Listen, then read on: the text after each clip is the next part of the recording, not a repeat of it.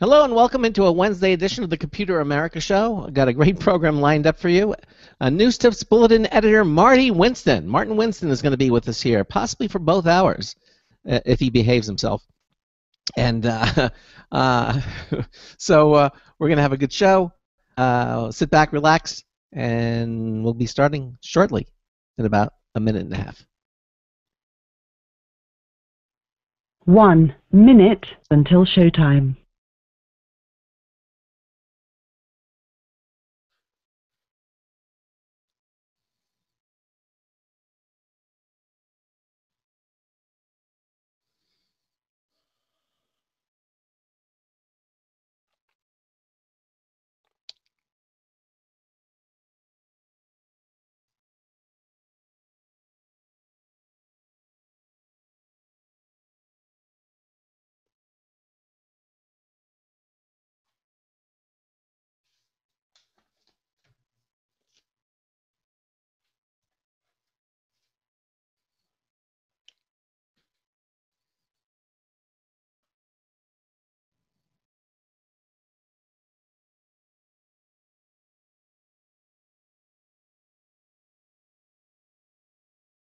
All right, here we go. Your show will go live in 5 seconds. 4, 3, 2, 1.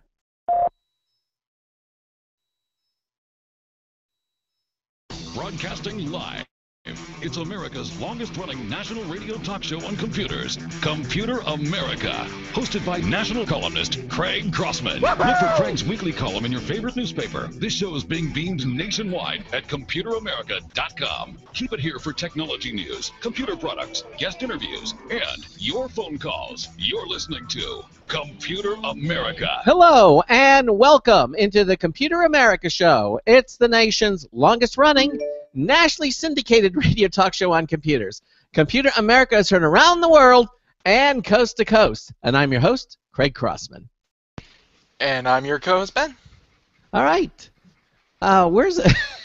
I don't know. I get all that enthusiasm and excitement, and I'm all built up, and go, I'm co-host Ben. We have to find that. And I'm your co-host, Ben. There you go. That's it. What's going on? Yeah, there you go. That's what we want. We want to get more excitement, more energy here on the show. And our guest is certainly going to provide a lot of that for us tonight. But welcome into a Wednesday edition of the Computer America Show. We have a special treat for you tonight on the program. Looking forward to this.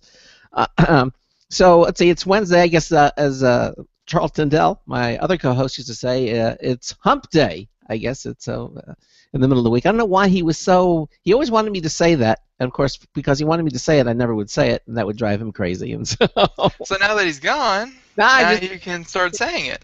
Just hump day. It's the middle of the week, you know, and hopefully all of you are having... I think in corporate America, yeah, I think it's a bigger deal, because after hump day is over, then it's all downhill. It is all downhill. Yeah, but... And Charles Tindall does work in corporate, and I'm sure a lot of our listeners do, so... Yeah, but you know, it's you're heading toward the weekend, and of course the weekend is always the fun stuff. You know, you get out, just even Fridays at work aren't that bad. No, because people know the weekend is ahead. You know, people are up. It's good spirits. You know, so anyway, let me just tell you, if you have a comment or question for anything we're going to be talking about tonight, give us a call 347-884-8881. I'll get you on and get you through. 347-884-8881. Email is live, L-I-V-E, at computeramerica.com. It's a special email inbox we set up when we're live on the air. If you're radio shy, you don't want to go on the air, that's a great way to communicate with us. You can also join us in our live interactive IRC chat room. From our homepage at computeramerica.com, you'll see there's a button right in the middle of the page. It says chat and live video. Just click that, and on the left-hand side, you'll see our live IRC chat room. It's going to ask you for a nickname. You just type in something there. That's the name you're going to be known by when you go in there. Everybody's going to see that. There's a captcha code. It's usually a 3-digit number or a couple of words. That just assumes that it ensures that you're not a robot and you're actually a live human being. And then click the connect button, and your browser will move you into the Computer America chat room. It's quite busy in there. We certainly welcome you to join us.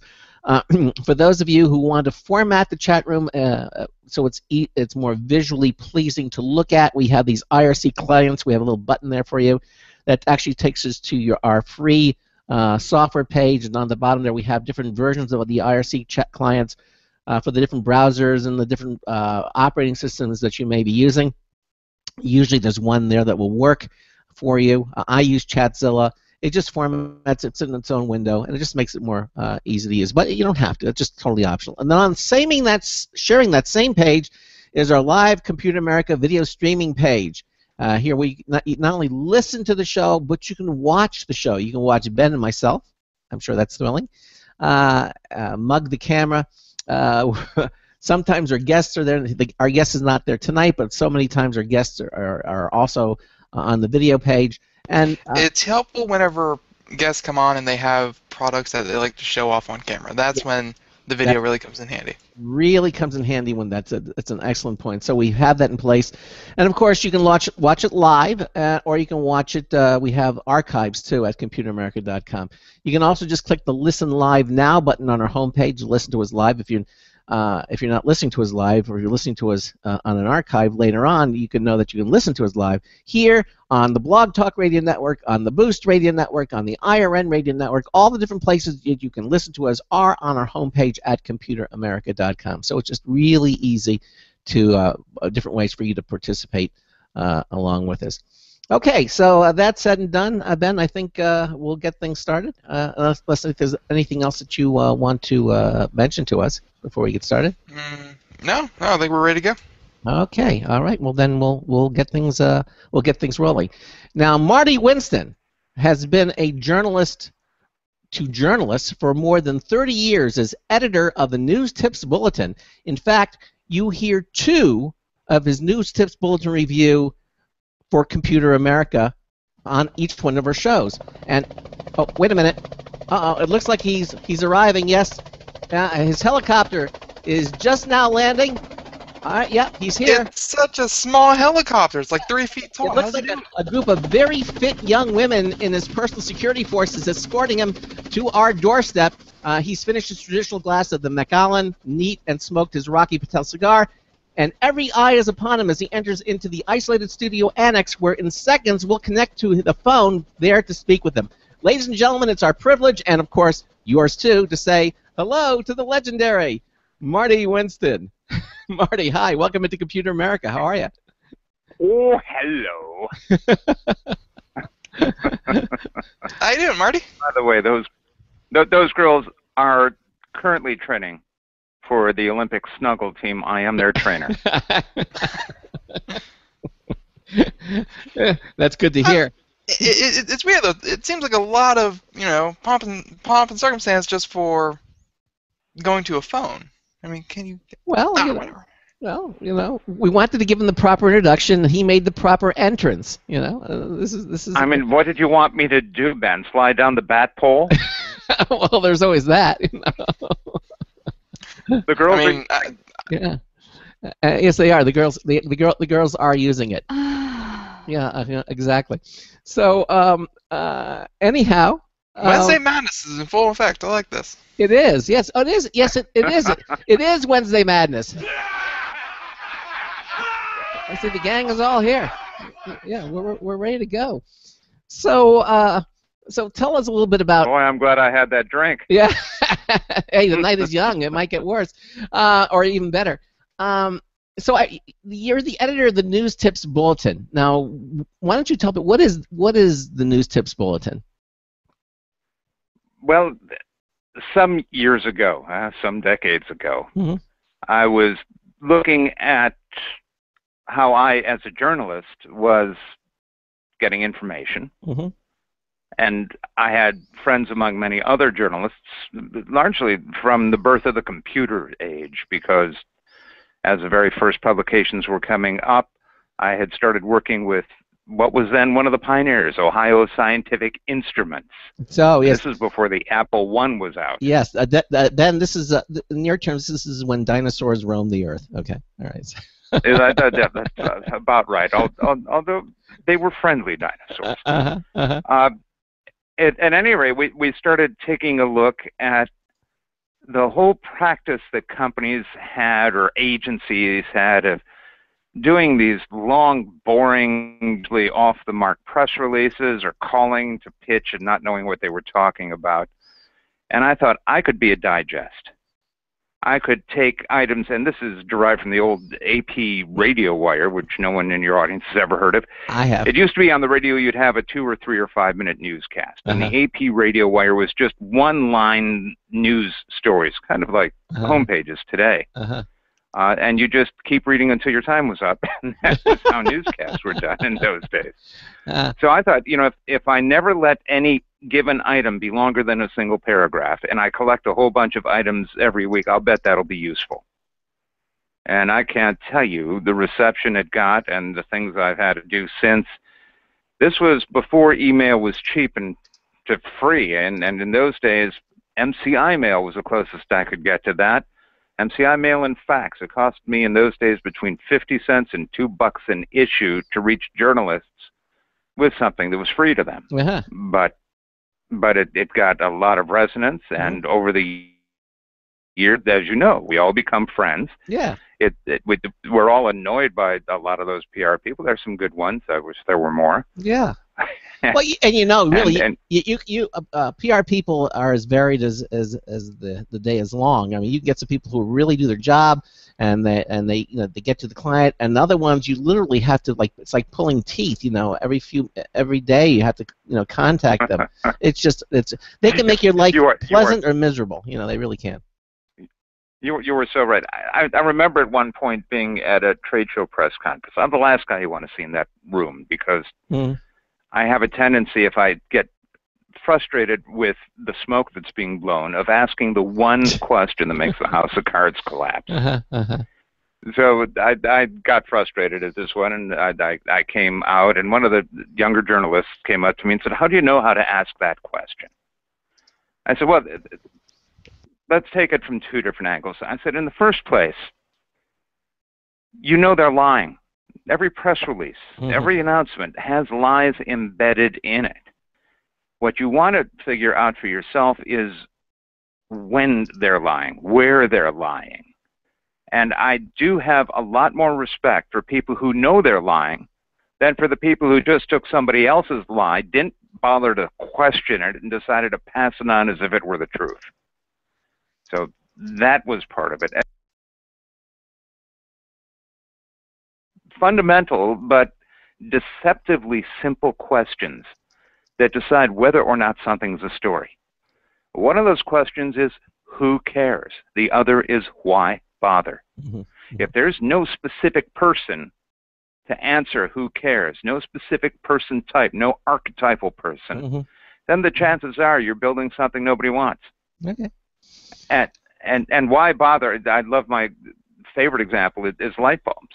Why do people buy light bulbs? To be able to see in the dark. You might think, well, you're right. You're actually closer than most of the marketing people. Really? I mean, that's the whole purpose of a light bulb, right? People don't buy light bulbs for light. They buy it to cure darkness. Yeah, they can see. They can see in the dark. That's it. It's a simple answer. There's no reason. I mean, if you don't have a light bulb, those lamps that you have all over the place are useless. So you buy them for the lamps. Makes them look better. Ben has a point. And we're going to talk a little bit about that. Light bulbs really are not as simple as they used to be. I mean, they're really complex. We talk about it from time to time, and I know that you're really into the light bulb technology. But I want to kind of get things rolling along here. And right now, I don't know if you know this. I think you should. Did you know that this month is National Cybersecurity Month?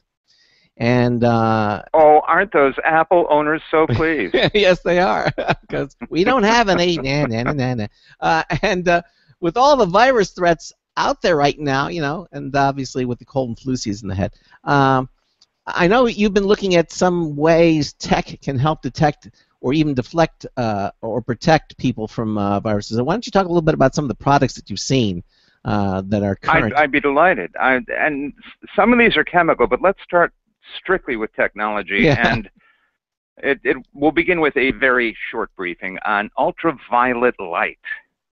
Ultraviolet light is in 3 bands we care about, and only 2 the technology really cares about: UVA, UVB, and UVC.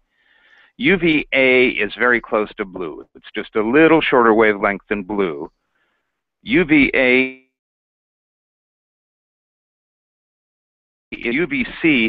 is hard ultraviolet. It can kill microorganisms. So sanitizing effects can happen with UVC, hard ultraviolet. Wait. UVA. So when you go outdoors and you get a suntan, what kind of ultraviolet light? I know there are different rays that burn. A and B. A and B. Okay. Yeah. But I didn't know. So, yeah. And there's a C. I didn't realize there was a C, and there was A and B. The B, which is the one that does the damage? Is it A or B? B does a little more damage than A, but over time both can be bad. Okay. All right. Okay. If you have photochromic glasses, the ones that get dark in the sunlight, UVA is enough to trigger those. Okay. There's something you never needed to know, right? Well, all right. If anybody's ever watched a procedural crime drama, which means you're over 50 and you love CBS, if you watch NCIS, if you watch CSI, they go into the room, they darken the room, they have those flashlights, and things glow, and they say it's blood spatter or whatever. How many versions of that show is that? I mean, how many? There's NCIS. How many? There's NCIS. There's NCIS Los Angeles. There's NCIS Miami. There's NCIS Louisiana, New Orleans. I mean, there's 5 bazillion different versions of these shows with all these different letters. Well, the whole idea is to make it a travelogue. And pretty soon there will be, the CSI Raleigh. Who knows? Could happen. When they come into the room and they shine the light, it's an ultraviolet UVA light, and sometimes they have a helper called luminol that helps things fluoresce a little more brightly. But even without that, ultraviolet will make biologicals fluoresce, which means don't ever go into a darkened bathroom and look at the toilet. It's like the aurora borealis, no matter how long yeah, that can put you off. But there are so many other places. In a restroom, and this is important to remember, the towel dispenser, the doorknob, the faucet handles. Yeah, well, I mean, germs. When you go to a public restroom, I mean, you can put on rubber gloves and walk in like a surgeon and not touch anything, or use your elbows to open the door. Oh, that's no fun. I know, but I have to say, when I use a public facility, I will have a solution for you in a moment. So stay tuned. All right, because when I use a public facility, usually after washing the hands and everything, I will basically, if there's a towel, the paper towels, I'll use those, dry it off, and then I'll use my elbow to open the door. Of course, if it's a pull, you have to pull the door into you, then I'll use the paper towel to open the door, and then throw the paper towel away by holding the door open with my foot. And then Craig gets out of the bathroom and he strips down naked and he burns his clothes and then he rushes home and gets new clothes. That's later on. Yeah, exactly. Okay. Well, the point about UVA is it's a way to see where these entry points are for viruses and germs, microorganisms, bacteria, all kinds of stuff. I think you may have one. There's a new pen light from Nightstick. Okay. $23 pen light that I have to tell you, I was in a restaurant the other night. I had the pen light in my pocket just for the heck of it. I shined it on the bread plate. Oh no! Boy, did I get that thing replaced. Oh no! I mean, you showed on the dishes at a restaurant, and you saw this. Oh, you ought to see the menus. Well, did you show this to the owner? No, I did not. I was kind. You were kind. Okay. This was a fairly clean restaurant. It was the only thing that glowed. The glassware was fine. The utensils were fine. Well, that's good. Tarnished, but it was fine. Okay. And don't be overly sensitive. 4 or 5 little bacteria are unlikely to hurt you. Yeah. So if there's not much, you're good. If there's too much, it may not be good. Unless it's Ebola. That's true, but Ebola is not airborne. I'm going to talk about contact routes in a second. Okay. I wanted to mention this little pen light is roughly 100 lumens in the UV range, and that's enough. If you darken the room, you can see stuff. The brighter lights tend to need just huge batteries or electrical cords. One of the companies that makes those is Guardian Technologies. I'll get back to them in a minute. But, this is like Superman. How do you see germs? And these lights making living stuff glow, I think, are a great solution. And I'm not telling people go around the house and be scared of stuff. But if you're cleaning up, if you want to just kind of double check your work, see if you missed a spot, they're very, very handy. They're also cool. You're saying the nightstick is a pen light, right? So it works on batteries. Yes, two AAA cells. Is it strong enough to kill a vampire? I have not been able to perform that test. Oh, okay. Yeah, I would imagine finding the suitable subject would be impossible, actually. That's a good word. Well, whether it's impossible or not, I'm not volunteering. Okay. Continue. Yeah, go see my dentist. I mean, really, I've got so many root canals, my mouth looks like Venice. Oh, this will be useful when you walk to the dentist's office and you can fluoresce all his tools that he puts out in the tray. Oh yeah, no. Going around and acting like the health inspector at your dentist's office, that won't earn you an extra probing in your gums. Supposedly he's boiled these things and they pull them out and he sets them down. So you don't have to do it in his presence. You can just fluoresce them, when he's out, because you're sitting there waiting for him, and just check them out to make sure that they don't start glowing. And if they do, say, hey, did you clean these? What was that dentist? When was the last time you were in a dentist? Well, yeah, what was that? I just read in the news story that some dentist. I was there Friday. He wasn't. Okay, and they pulled the tools out of sealed bags. Yeah, well, because he didn't do that, and he actually passed on some communicable disease it was all coming from his office because he didn't sterilize his dental equipment. It was in the news. Who's your dentist? Typhoid Norman? No, the guy Craig goes. No, but it was in the the guy Craig goes to shouts over the office and says, "Hey, can I get a scalpel over here?" And then one comes flying over the little wall partition, and he catches it. But I kid you not, he was in the news. This is about a year ago, but it was in the news that he had actually infected a lot of people. And if they had the nightstick, that wouldn't have happened.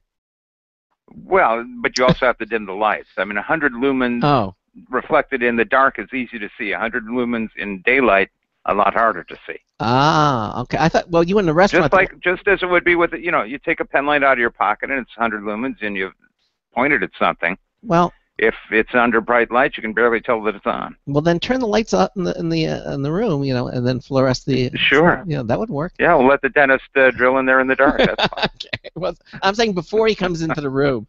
Okay. Continue. All right. So, the ability to see the germs is kind of the first tip as to how they get to you. Mm-hmm.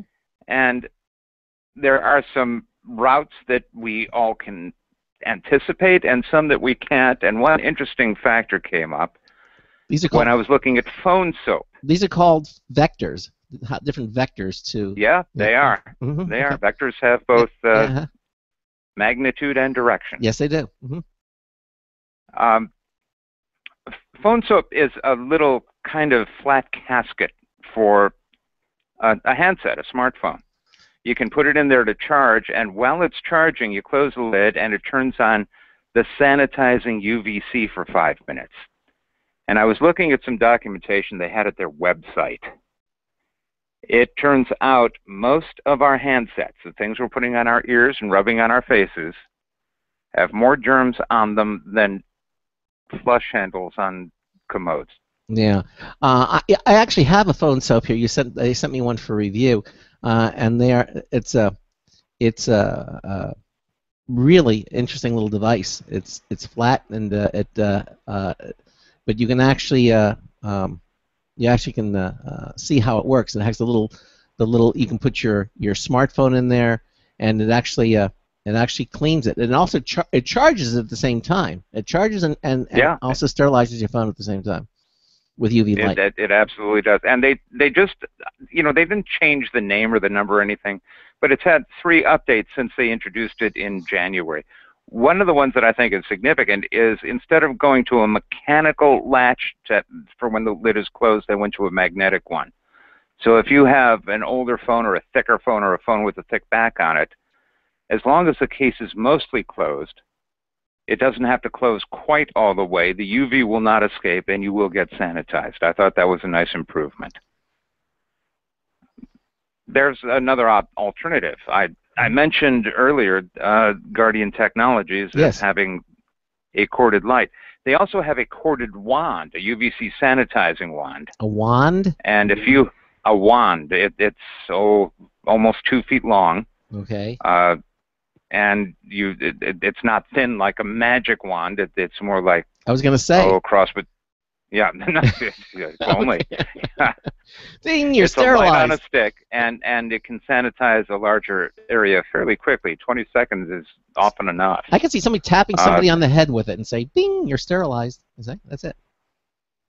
Boy, could that have saved me a fortune over the years.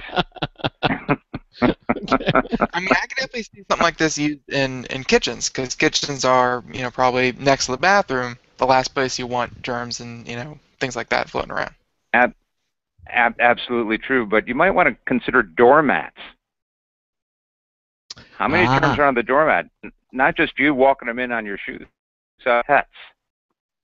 Yes, they track. And one of the things I found is Dr. Doormat. Dr. Doormat, yes. It's an amazing little Dr. Doormat is a nice little tufted doormat with an antimicrobial built into it. You step onto it, you wipe your feet a couple of times, and most of the bad cooties on your shoes are no longer alive. Yes, they actually sent me one to try, and it seems to be quite effective. I have no way to completely certify that. I guess unless I had one of the maybe if I had the light, if I had the nightstick, I can check to make sure. Now you said it's impregnated with this antimicrobial material. Is this like silver? I mean, what is it using? I know a lot of them use silver to do that. You could use silver. I believe they're using something else. I did not get down into the chemistry because the lady I talked to there, I don't think is expert at chemistry. Ah, okay. So you kind of it's like Nomad on Star Trek. Communicate at your own speed. Yes. Okay.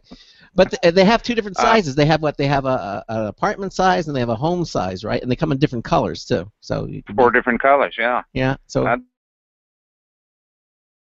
By the way, back to phone soap for a second. One of the ways I know it's really cool. Yeah. My wife took it from me, and she uses it all the time. And how does that? That doesn't happen. I was going to say, how do you? Oh, I see. Because that doesn't happen very often, and she likes. This is obviously something she likes. And yeah. So now, can you, when you take your phone out of the phone soap, can you use the nightstick to verify that actually it's clean now? Yes, you can. Really? Or is the little light stay on in the night in the phone soap so you can see for yourself? Well, the phone soap has a 5-minute blue LED on it. When you close the lid, it's on for 5 minutes. Got it.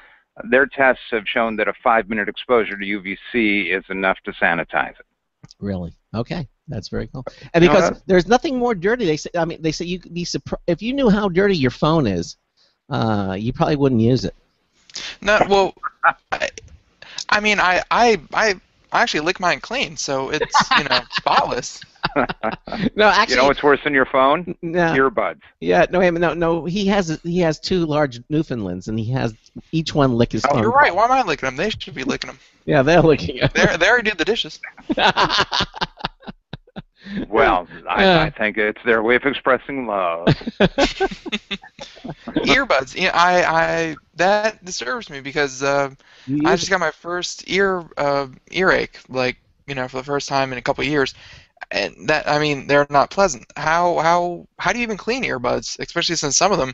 I mean, I know the ones I have, they're hard plastic, and you can't really Well, yeah, it's fine. The formal term for what you use is a quat wipe. Quaternary ammonium wipe, but it's known by other names that are very easy to find. Mm-hmm. Mr. Clean wipes, Lysol wipes. Most of the disinfecting wipes at Target and other stores are quat wipes.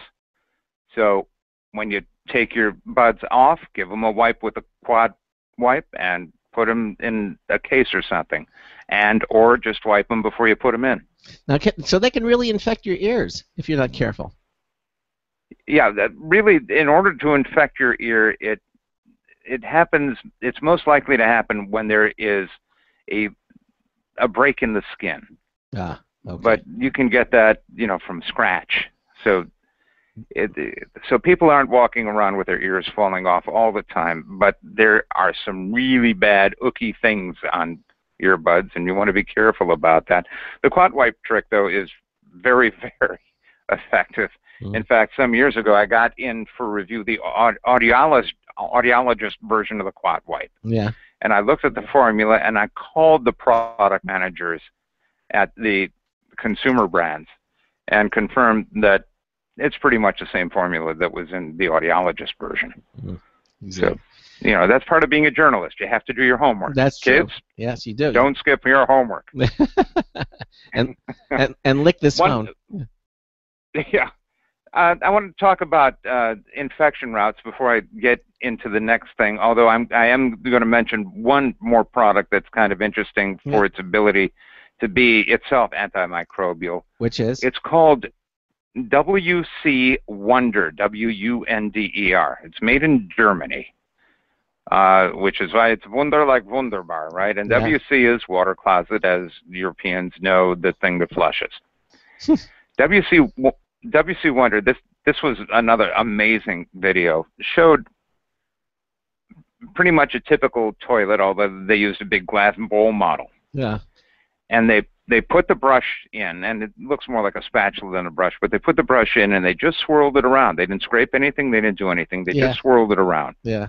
And it was under ultraviolet, and the glow disappeared. Really? That effective? Listen, Marty. That effective. Marty, we're up against the bottom of the hour break, and so we're gonna pause here, and then we'll continue on with this wonderful technology we're talking about. Marty Winston is here with us, editor of the NewsTips Bulletin. As a matter of fact, after these commercial messages, you're going to hear one of the NewsTip Bulletin reviews that Marty does for us on the show. You're listening to the Computer America Show on the Radio Network, on the Boost Radio Network, on the IRN Radio Network. Marty Winston is here with us. We'll continue on with him right after these words. You're listening to Computer America. Hey everyone, have you heard about the No Hair Removal device that's sweeping the globe? If you want to go weeks without shaving and get smooth, professional quality results, here's our favorite host, Cheryl, for No Hair Removal. Thanks. Hey gals, I love talking about my No. It's the anywhere, at home, or on the road. No more expensive in-office wasting your valuable time. Got unwanted facial hair? No has patented Thermocon technology that works on all hair and skin colors, so it's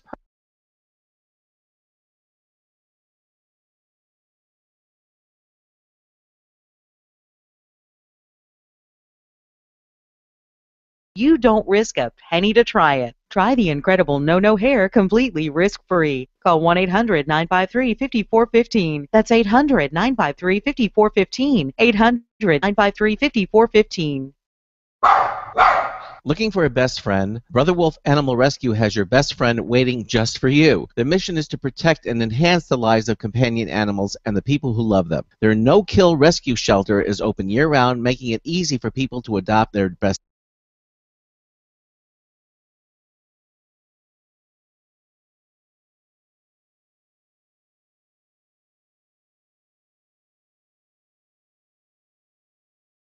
until they find a lifelong home. Their life-saving transport program brings dogs and puppies from overcrowded shelters in the south to rescues in the north where homes are easier to find. Brother Wolf Animal Rescue is a 501c3 organization. To learn more about their life-saving work and to make a donation, visit their website at www.bwar.org.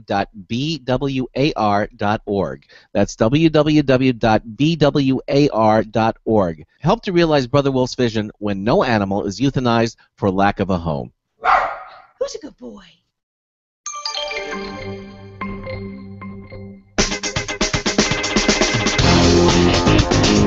Hi, this is Marty Winston with a NewsTips Bulletin review for Computer America of GyroJaw. One of the cleverest little gadgets we've encountered is a little gizmo for vices called GyroJaw. A vice has parallel jaws, and that can make it difficult to clamp things that don't have parallel sides. This thing makes almost any shape compatible. Let's try a word picture. Imagine the letter T in 3D, wearing a choir gown and standing on a bowl. Okay, got it. A rounded notch running fore and aft where a neck or head might be. So far, so good. That rounded shape at the bottom, top and bottom being relative, is the head of a carriage bolt embedded in the T, and with those gown drape arches spreading the load from beneath the head of the bolt out to the flat top of the T. Okay. Now, with one side of whatever you're working on flush with one jaw of the vice, almost no matter what angle the head of the T may be to that. Yeah. The other jaw of the vise is making contact with that rounded carriage bulkhead. That groove on the top translates the trick to holding rounded objects. Yep. Tapers, cylinders, compound angles, and shapes that defy vices become a lot easier to hold. Bottom line, gyro jaw lets your vice play nice with whatever you want it to hold. This is Marty Winston with the NewsTips Bulletin Review for Computer America.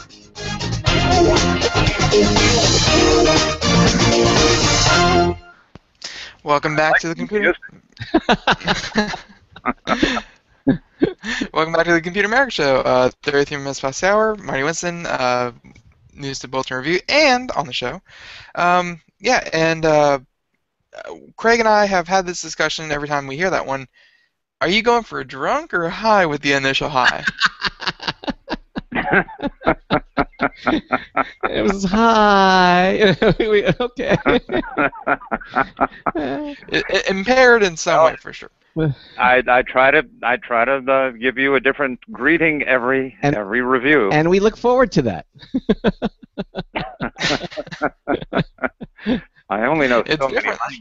many guys. Let's try to get through germs and tech so we can move on to some other stuff. I wanted to briefly address the route. If, for example, you have a bowl of M&Ms, brand new, clean, everything's cool. You put an M&M in your mouth, there's going to be saliva on your hands. You don't do anything about it. If you throw it into your mouth, you won't. But yes. You really just throw it? Yeah, pop it in the air. I mean, look at Ben. He takes a whole handful and puts it in the heel of his hand down his mouth and makes his cheeks puff out. Well, everybody does it different. It makes me wonder when you go to a restaurant and they have this, the big grab bowl with all the snacks and things, and I reach for it and I go, I don't think I'm going to, because God knows who else has reached into that and who knows where their hands have been. Maybe I should bring the nightstick. I'll bring the nightstick and fluoresce it. Is germophobia like a learned thing? Because no, you're gonna have it after this show tonight. You're gonna have germophobia. I'm telling you that. If there's one thing you're gonna walk away from tonight's show, you're gonna learn to be a germophobic. Okay. No, you don't have to. Don't overreact. Nobody needs to overreact to this. If you want to overreact, wait till I tell you about Apple's brainwashing. Oh, okay. But let's see for now. All right. I want to get through this because, I'm tiring of it too. Everybody wake up out there. Yeah. You put the M&M in your mouth, you get a little bit of spittle, saliva on your hand, you touch a doorknob, you leave. Next guy comes into that room, touches the doorknob, you have a direct contact path. It's a vector. Even though you've never been in the same room together. Yep, that's right. You might never even met before, but now you have it. Yep. Right. Now he has Ebola. Or you wipe your hands on a rag and he uses the rag. Anytime a living organism can hitch a ride between two people, that's direct contact. Yeah. Ebola is not airborne. You can't get it just from breathing the same air. Well, not yet. Unless somebody's coughing or sneezing. Well, not yet, anyway. Not yet, yeah. So part of the point is, and I'm not covering today at all, well, maybe a little bit, but I'm mostly not covering things that touch airborne bacteria. Let's talk about your hands for a minute, because that's the thing that's most likely to touch where the germs are. Okay. You're going to sanitize your hands. Ben's looking at his hand now. On video, he's looking at his hand as you say this. Okay, go ahead. I don't see any germs. What are you talking about? Most popular things you see people using are the little bottles of Gojo or Purell or whatever, and many of those hand sanitizers are alcohol-based. Yes. Alcohol-based hand sanitizers do a pretty good job. They dry the skin a little bit, but what you need to know is once they've cleaned your hand starts picking up germs again in 12 seconds. Well, wait a minute. Now, 12 seconds. Well, when you go to a Walmart, you go to a shopping, a grocery store, they have those little hand wipes that you pull out of the dispenser, and then you're not only supposed to clean your hands, but you're supposed to rub down the bar, or the shopping cart that you have, and so that cleans it up. And so now if you've done that and you keep your hands on the shopping cart, then you're still okay. I guess it's when you reach out to something on a shelf and grab that, that's maybe been affected. Okay, all right, okay. Right. All right. Now there is another brand out there, and when I just got in, called, you're going to like this name. Yeah. No Germ. No hyphen germs. No germs. Okay. It is not alcohol based. Its residual effect will last between 2 and 4 hours. Oh, okay. So it lasts longer. And there are 3 varieties. One is for your hands. One is for surfaces, and one is for the air. The air. How can you make it? Yeah, how can the air last for 4 hours? I mean, it gets dispersed. No. Well, the air part doesn't last for 4 hours, except to the extent that it's landed on things. Okay. All right. Well, that's like a can of Lysol. You could do that too. You could spray it; it sterilizes. Yeah, to some extent, but you might not get quite as long a residual effect. Okay. All right. So your mileage may vary. Yes, it's true. Depends how germy you are. And that's all I want to say about viruses today, except to you iOS guys who thought you were immune.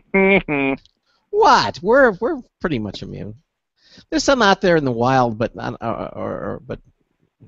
well. Yeah, in the wild is right. Yeah, Big scares out there. Okay. iOS is very closely derived from Linux. Linux viruses are in the wild, so iOS viruses are in the wild. Yeah, but not that many of them. It's proof of concept at this point. Nothing really is happening. And where does that ever lead? Craig has been using that same phrase, not really in the wild, proof of concept, that kind of thing. He's been using that same canned response to malware on Macs for about the last 7 to 8 years. So please show us somewhere, Marty, so Craig can update his repertoire. Hey, listen. We're having David Perry with F-Secure. He's been a longtime friend of the show. David has been, and he's going to be talking more about Cybersecurity Month on the 15th of October, which is next Wednesday. So a week from today, he'll be on the show. That sounds like it'll be a stunning show. Yes, it will be. I mean, exactly. And he's quite able to cure many computer viruses without the use of ultraviolet light or spray. Now, you know David, don't you? Do you know David? Yes. You do? Yeah. Okay. Not as well as I know you guys, but everybody knows me. Yeah, and only it's a small world. You bump into people who we've been out there for I've been out there for almost 30 years. Running the show 23 years.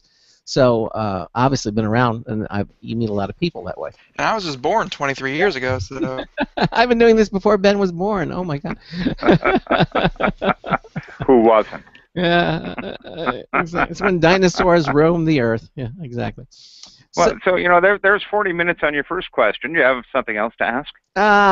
Yeah. I do like the Dr. Doorman. I have to say that if it's as effective as it claims. We have 3 little dogs here, and they're always tracking in dirt, and so it's proving to be interesting. I like the way it's designed. It's great. It's great for dogs. Yeah, I like the way it's designed. The little nodules on it, and it doesn't slip around, so it's well made, and certainly. And you should know, many dogs turn it into their personal lie down and relax space. And it won't hurt the dog, will it? Not at all. Yeah. The dog will... Unless you have a micro dog. A micro dog. Our dogs are pretty small, but they're not in the micro category yet. No. So it's safe. It's safe, but it does. Because you see more of these antimicrobial surfaces. Countertops and things would have all this technology kind of built into it. Yeah. So. Okay, well, let's... Now, forgive me, there's one thing a pediatrician told us long ago. Yeah. Don't try to isolate the kids from every germ there ever was, or they will never develop immunity. Well, that's true. Yeah, you're absolutely right. I mean, we've as H.G. Wells said in War of the Worlds in the closing scenes, he said, we were here for billions. We earned our right to planet because really. Yes. Marty Winston says, we went to a pediatrician, and he told us, our kids can be healthier doing this. And you say, well, in science fiction, no, it was. Remember, it was the germs that killed the Martians, Well, wait a minute, Ben. Did you think H.G. Wells was fiction? Science fiction. Mostly. Well, I mean that's. Ben, do you watch Doctor Who? I tried to get into it. I gave it a good 5-6 episodes, but I was couldn't get into way. it. I'd like to know. I couldn't get into it. Let's put this out to the audience. Anybody who wants to know what's sonic about the sonic screwdriver? Oh, you can buy that. I think Geek actually sells a sonic screwdriver now. That's a toy. But if you want to know within the fictional science of the show, what's sonic about the sonic screwdriver, yeah, put a note in the chat room now, and if there's enough of them, I'll let go that secret. Okay. It has to do with the sound, obviously. No, it isn't. It's funny you said you said, oh, the one on the Think Geek is a toy. So what's the one on Doctor Who? What's the science fiction? A prop. A prop. Okay. Hey, speaking of props are more expensive than toys. Yeah. Yeah. Let's talk about other toys that make money, and that is computers and technology, because they're toys, but they're also they're fun to play with, and they allow us to work. I understand you have some news about Apple computer because and we asked the question: is Apple fumbling because of a fading cult effect? Because there's it absolutely is. Well, there's the cult of the Mac. Take a look at there's the cult of the Mac website. The guy's got the Apple notch in the back of his head. They have that. Yeah, exactly. We've actually had them on the show a number of times in the past. Yeah, that's not the cult to which I refer, although they are wise to observe a cult. Mm-hmm. Guy Kawasaki's book, I believe it was called Enchantment. Yes, I remember Guy. Does a very accurate analysis of Apple's approach to marketing. And for anyone who's got any background in psychology, as I might have to confess to at some point, will recognize that particular approach to marketing as a blueprint for brainwashing. So when I use the term brainwashing in talking about Apple marketing efforts, I don't use it lightly. Now, because of the personalities involved, it's fairly easy to isolate Steve Jobs as the originator of the plan and its chief architect. Did you see the movie Jobs? No. Okay, No, because I like Ashton Kutcher, and why would I want to associate the two? Okay. Okay. So what we've seen since Steve's death, Apple has lost that mesmerizing leader. Cults don't survive long when the leader is gone. You don't think Apple? You don't think Tim Cook is filling his shoes? He might be borrowing his slippers, but that would be about it. Okay. With Apple, they're looking at roughly, because of the carriers, a roughly 2-year cycle. Mm-hmm. So what you want to take a look from 2 years to the next 2 years to the next 2 years, to what extent are users tending to migrate away from Apple products, and that has been accelerating.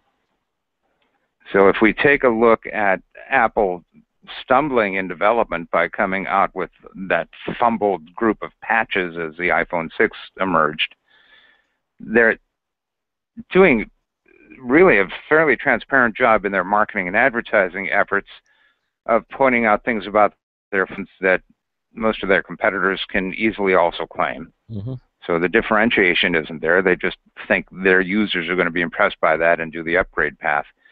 You don't hear about a lot, and you don't hear anymore about a lot of Android users going over to Apple. You are hearing about Apple users going over to Android, and I invite anybody to go to a carrier store or a Best Buy or Target or wherever phones are sold near you, mm-hmm. and just chat with the guys there and ask them how many people are changing and in which direction. Now, I would suggest you don't ask that in an Apple store. You'll get a different kind of answer. But, yeah, I do personally believe that Apple has lost its ability to mesmerize, has lost the cult nature of its marketing, and is finding they must now compete in areas where they are not practiced at competition. Let me ask you something. Did you watch the last Apple keynote with Tim Cook when they unveiled the Apple Watch and everything? Did you watch that by any chance?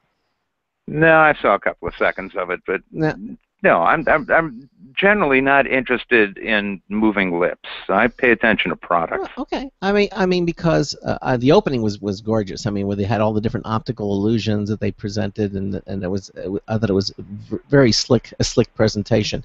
I'm sure it's good showmanship. It is, and I mean, I realize Tim Cook is no Steve Jobs, but I mean, he's following some of the formulas. I mean, like toward the end of it, after he talked about the iPhone 6 and the iPhone 6 Plus, and they were doing all the thing and finished it. He says, "Oh," and then he did the famous Steve Jobs line. He says, "And there's just one more thing."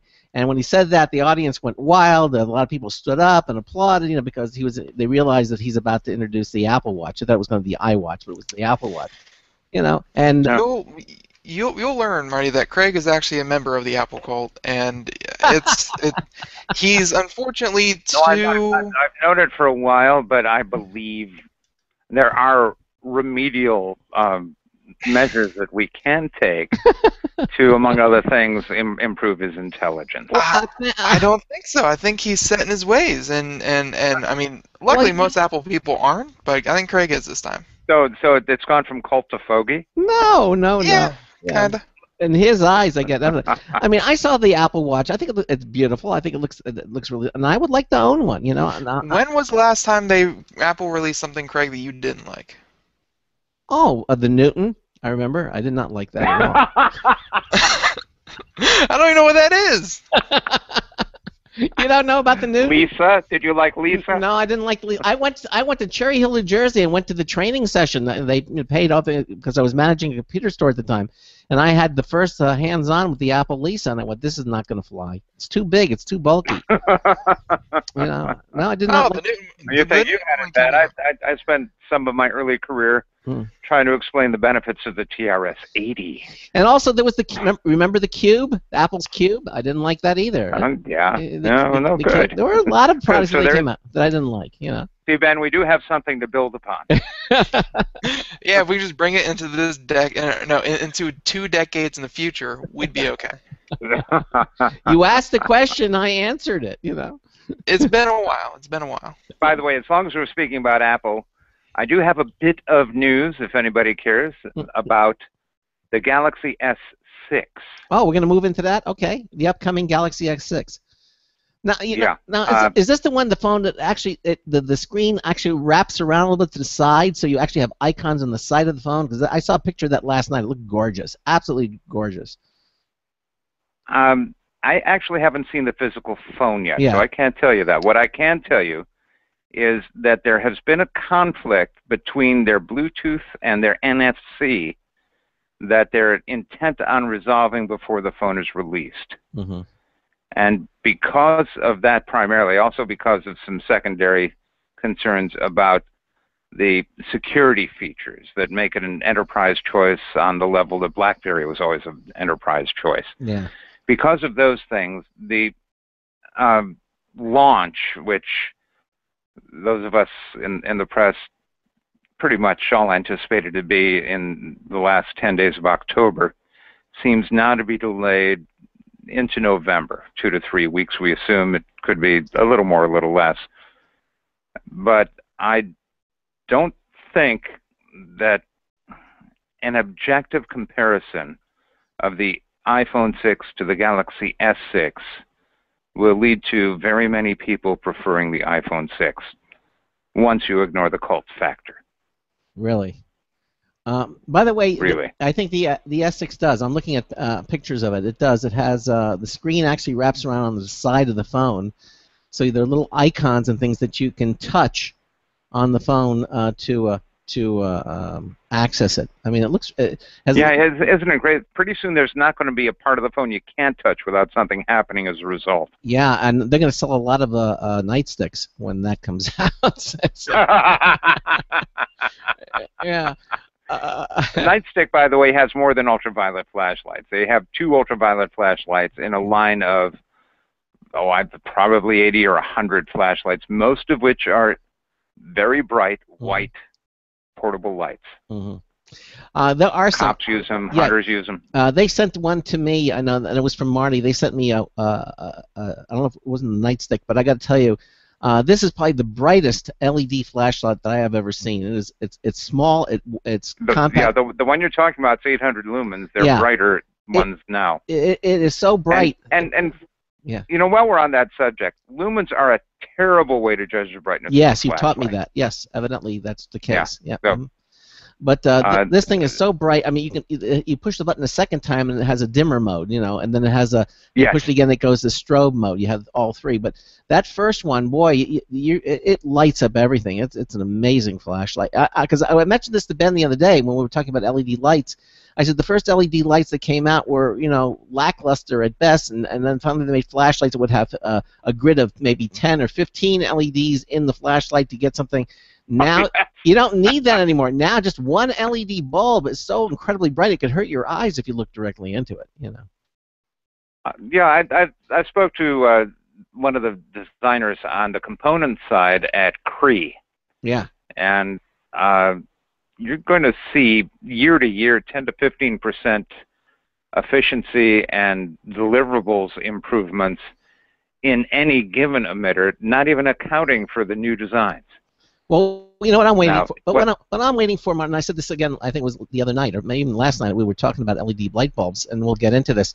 And we were talking about, you know, a Kelvin and the color, you know, whether it's white. Oh, the color, yeah. The color temperature. Yeah, but and of course now they're making LED bulbs that are dimmable. That's another major feature, you know, that almost all the bulbs out there now are dimmable. So that's good too. But the last thing that I'm still waiting for is the price. They got to bring the price down. I saw one LED bulb was like $30, and I went, oh my gosh, you know, if you got a household, typical household is what, 15 to 20 bulbs in it. I mean, that's a huge investment.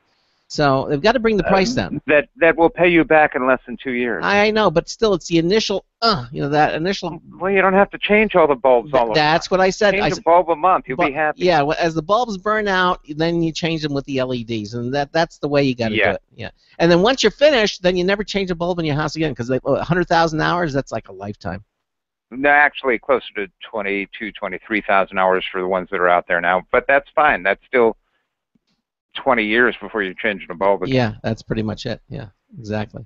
Yeah. Also, most of the bulbs that you're going to want in the house, 60 watters are around $10, give or take a buck. I want 100 watts. 100 watts are running around 20 right now, but I expect them to come down to the 12 to 15 range in about a year. Because 20, even though it's 100 watts, I rarely ever run, because we do have a dimmable light system, so I always dim them, so they're never on full. But like that, once in a while, when you really need them bright, you know, you want to be able to crank them up so you can see things. Well, maybe you should put in all 60s and bring your flashlight. No, we'll stick with 100. We'll stick with it. And of course, other thing, LEDs are coming in more form factors too. They have them in candelabra bulbs now. They're not only just like regular, the standard light bulb. Yeah, candelabras, bipins, floods. I haven't seen. They have LED bulbs that can replace fluorescent tubes. Yeah, but I haven't seen the bipins yet that are dimmable. I don't think that those are still on and off. I don't think they replaced halogen lights. You know, the fixtures. I haven't had enough bipins in here to test to tell you for sure. Well, let me know when you do, because we got a lot of bipins here that we need. We need to. In other words, gimme. I got it. So we're still talking about Apple, and we kind of segued over to the Galaxy S6, and so do we want to kind of move back to Apple here, because I'm curious to hear what you're saying, because you're saying. Because Apple's just put another announcement out that they're introducing new new systems. There's rumors that there's going to be an even bigger iPad tablet, like a 12-inch screen. It's going to be massive, that they want to bring out. That they're going to be bringing out. I want you to consider the performance limitations that are native to the iPad approach to things. Mm-hmm. It is primarily a single tasker. Yeah. Raising the resolution, the pixel count on the screen, is going to make the battery life worse. Yeah, well, but it's bigger, so they can put a bigger battery in. Well, slightly bigger, but a bigger battery with the LiPo lithium polymer technology you need for that kind of energy density. Well, it comes with an raises the cost. It comes with an accessory belt. You wear it around you, and then you just kind of plug it into the accessory belt when you're walking around, you know. And the roll around the waist. You know, it might be more convenient just to keep it permanently charged by plugging it into your desktop PC. Well, there's that too. And by the way, some interesting developments there. sales of PCs and both build your own and finished traditional systems are up. Yep, exactly. Yeah, I mean I'm very gratified to hear that. I mean, it means because people don't necessarily want all the all-in-ones. Although I love the all-in-ones. My iMac is an all-in-one, and it's the greatest. As I used to have the tower configuration, and then when I realized I didn't need plug-in cards anymore, I went to the all-in-one. But you know what? Some people still like the idea of tinkering and getting in there, and I'm one of them. And Ben is one of them. Yeah, he has a. Yeah, I was on Amazon earlier, and I ordered myself an upgraded motherboard. I've been having some issues with my system, and I have a hunch that the motherboard chipset, is partly to blame. So I figured, why screw around? Just there you go, swap it out. Just toss out the old motherboard in the cold and the snow, and just get a new one. Well, you could do that. If you put a stick on it, you could use it as a shovel. Yeah, but what do people in North Carolina know about snow? Yeah, but really? the little holes in the perf board that they really don't hold the snow very well. So it's not good. Oh my goodness! Time flies when you're having fun. We're at the top of the hour again. So are you going to be able to stay with us for a little while longer? Because there's so many other things we want to talk about. I'd be delighted. Okay. All right. Well, you're listening to the Computer America Show on the Blog Talk Radio Network, on the Boost Radio Network, and the IRN Radio Network. Marty Winston is here with us. He's the editor of the NewsTips Bulletin. He does both his NewsTips Bulletin reviews that we have one in each hour. I think it's the first time he's heard it with the music track. So we call that fully produced on the show. We're going to take a small break, a real short one, less than a few seconds, and then we'll be right back with another hour of the Computer America Show. Really? Ben's going to be here? Hopefully you will be here, too. See. Stay with us. We'll be right back. Broadcasting live. It's the only national radio talk show on computers to air every weeknight.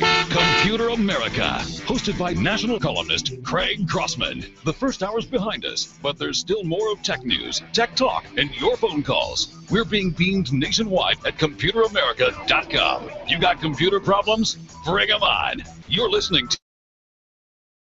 to Computers Run the World, and we run computers. Call us or send us an email to live@ComputerAmerica.com. Hello and welcome into Hour 2 of the nation's longest-running, nationally syndicated radio talk show on computers. This is the Computer America Show, and I'm your host, Craig Crossman. And I'm your co-host, Ben, who's going to take away Craig's soundboard if he can't use it responsibly. Where does it say I have to be responsible? And speaking about irresponsible people, Marty Winston is still here with us, the editor of the NewsTips Bulletin, and he's continuing on with us. We're sort of all over the road. We're kind of talking about the different products and things that you can buy, be it consumer products. Right now, we're sort of talking about Apple and the Galaxy S6. And again, if you have a comment, question, suggestion,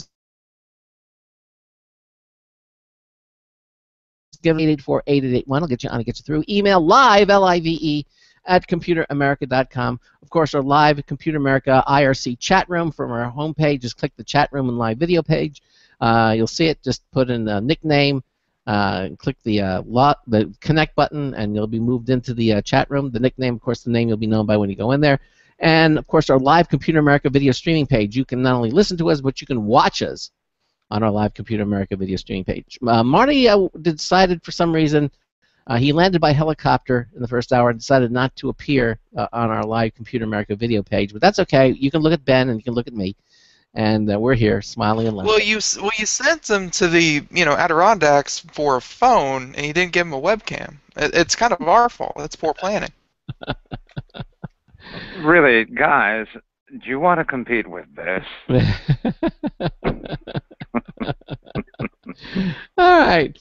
So where are we? Again, we were talking about Apple and of course the rise of the desktop computer again. The sales are up because people want to get their hands dirty, even though they use antimicrobial wipes and solutions. They still want to get their hands dirty on the computer. They want to go inside. They want to plug in the different cards into the motherboard, add memory, do all the things that they want to be the real tinkers. And it seems that's coming back. I know Ben really likes to do that. But let's go and give Ben a little quiz. Ben, how much is a byte in currency? How much is a BYTE? How much is a byte? You mean like in bits? Well, that's not a currency, is it? Wait, a byte in currency? I have no clue. Well, obviously it's $1, because a byte is 8 bits and 2 bits is a quarter. Oh. I was on the right track. I just didn't do the bit. Okay, I gotcha. And 4 bit. Fun work. That's really admirable. I like that. 4 bits is $1. Okay, there you go. Who knew? And we're not talking about Bitcoin either, are we? No. By the way, speaking of build your own, I'm talking to a company tomorrow that will debut a product at CES that uses phase change as part of the logic to CPU cooling. Phase change. The phases of matter, you know them: solid, liquid, gas, plasma. Forget plasma. Okay. These guys have some kind of squishy stuff that turns from kind of a gel into a liquid that goes in the thermal path from the CPU to a radiator, fan, fins and fans kind of array. But because of the phase change, there's an immediate drop of, and I'm not sure which chemistry they're using, I haven't seen all the specs, it's likely to be something between 7 and 15 degrees Fahrenheit. So passively, silently, you get that much cooling before you hit the cooler. That's cool.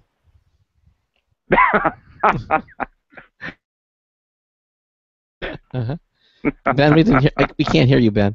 You're that's better than cool. I mean, that's the cooler you can get PCs and the cooler that you can get processors and motherboards, the better off your computer's going to be. And for them to bring out, phase change stuff, we actually use that, to on reactors at the drug manufacturing plant.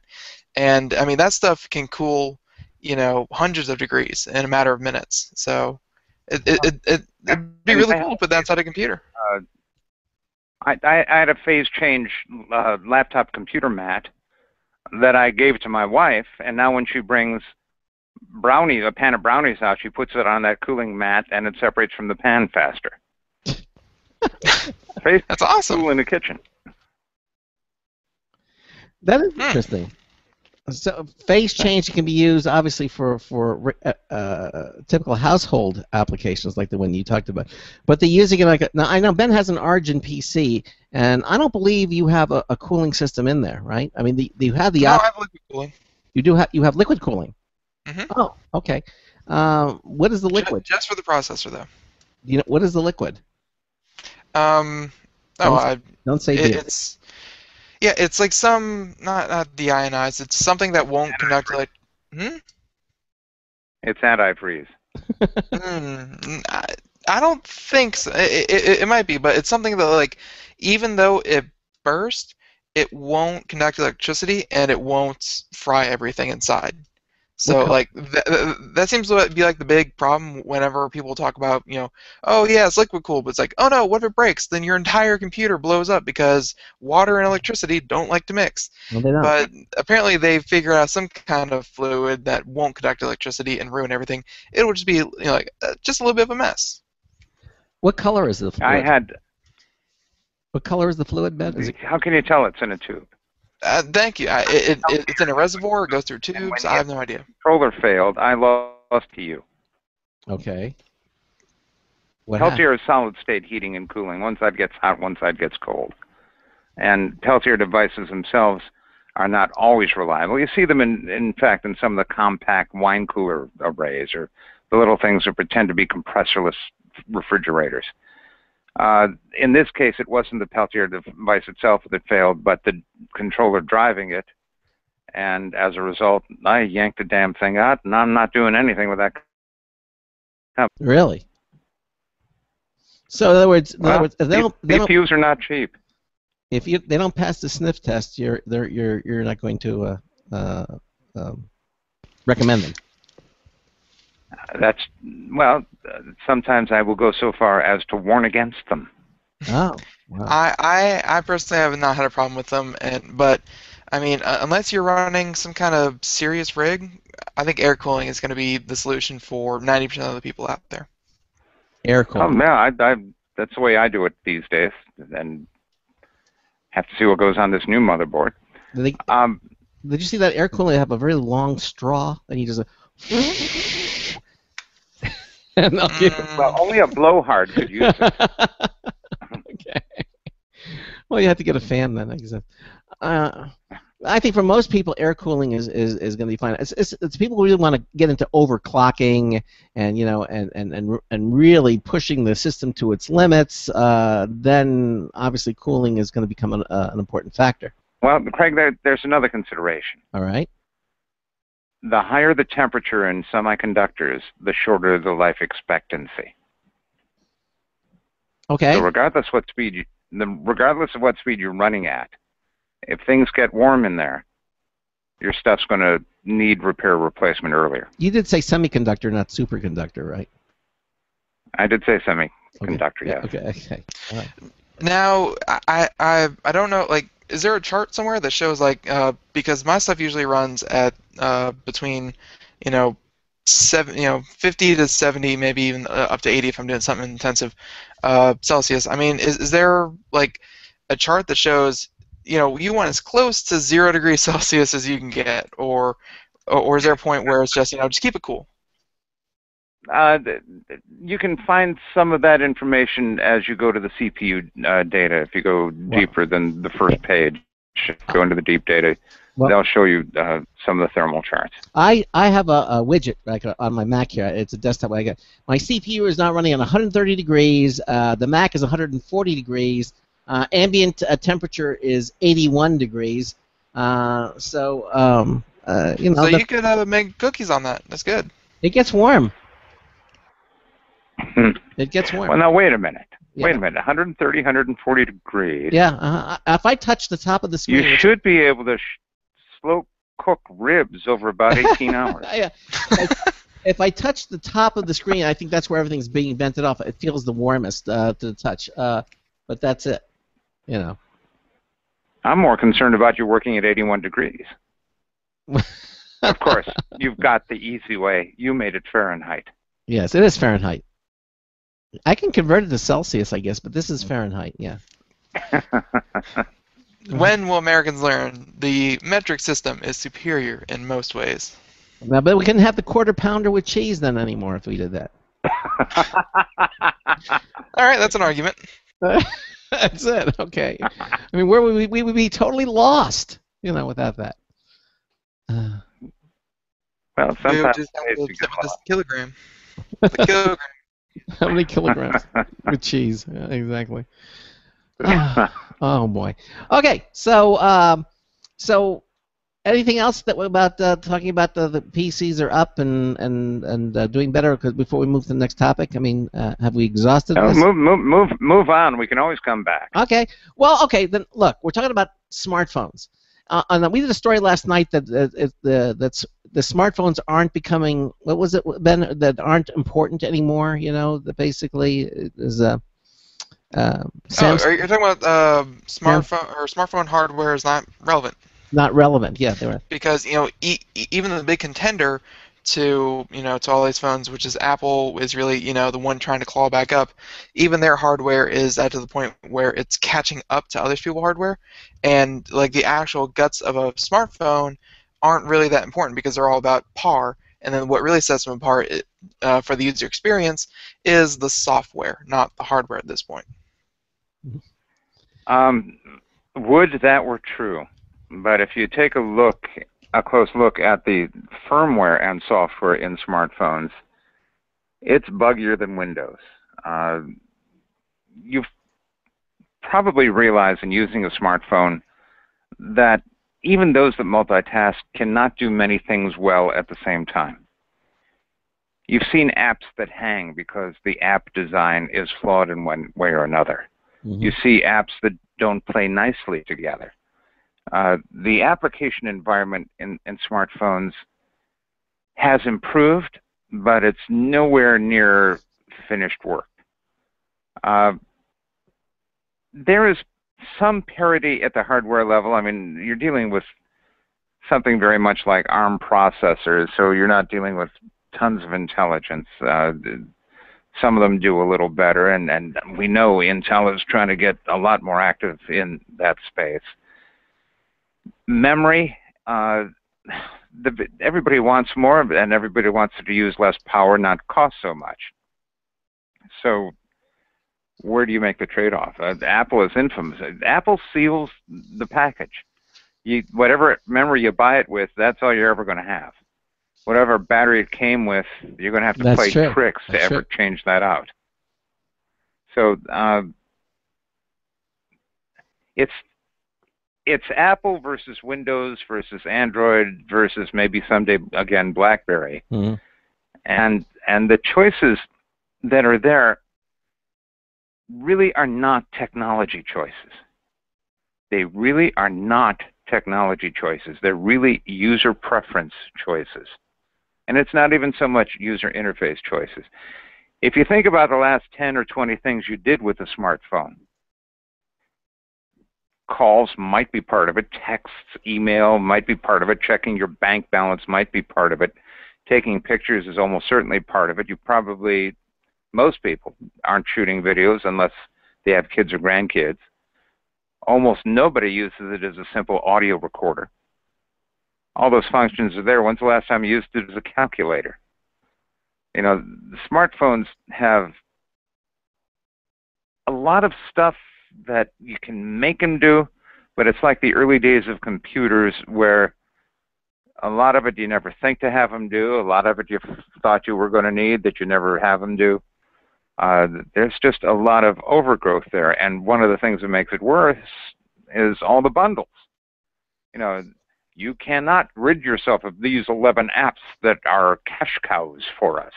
Just come in and we'll sell you books, or we'll sell you this, or we'll sell you that. So, yeah, you got it.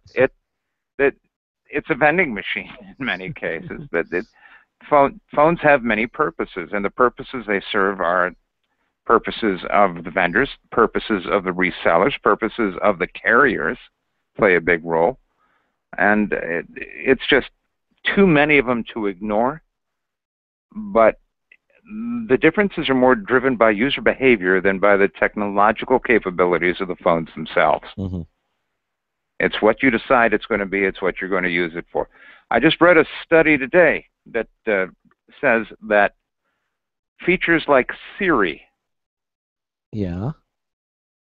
are enormously distracting. And in a university test, they found that students in simulators trying to interact with Siri hands-free crashed their simulated cars. Siri and Cortana? I don't know if Cortana was in the test. But Cortana certainly sounds prettier than Siri, doesn't she? Yeah, she does. She sounds more natural. Yeah. Maybe they'll come out with a Siri too. Now, Craig, don't try to dodge what we're talking about here. Craig is a firm believer in hands-free, and if he's talking his phone, using voice commands, he feels he's being more safe. I actually don't use voice commands that much, to be quite honest with you. What I'll do is I'm texting somebody. I don't sit there and type it in. I just speak it, and I just have it transcribed because it's so accurate. I rarely have to do anything, so it's very, very fast, very quick. So I use that instead of texting. It's also a nicer user interface than those little tiny keys. Of course, they have the predictive keyboard now with iOS 8, which is kind of cool. So it makes that makes it a little bit easier. But speaking of phones, what about phone cases? I mean, I know you go on saying that the choice always has to be an OtterBox versus anything else. Now, you and I know there is such a glut of phone cases out there. They are. I mean, there's a. Hey, I just bought an OtterBox. I wouldn't be surprised that there are 1,000 brands. Yeah, it's not a cottage industry. It's an industry. I mean, there's so many different makes, so many different types, all doing pretty much close to the same thing. I mean, some kind of stand out for certain reasons, but you have chosen the OtterBox, and I went to the website to look at it, and it looks nice. Why are you choosing the OtterBox? I just bought one, by the way. OtterBox is the originator and conceptual owner, and indeed share of mind owner of Armor for the phone. Put your phone in an OtterBox, and no matter what accident you have, it won't matter. The phone will be fine. Even if a truck runs over Drop it.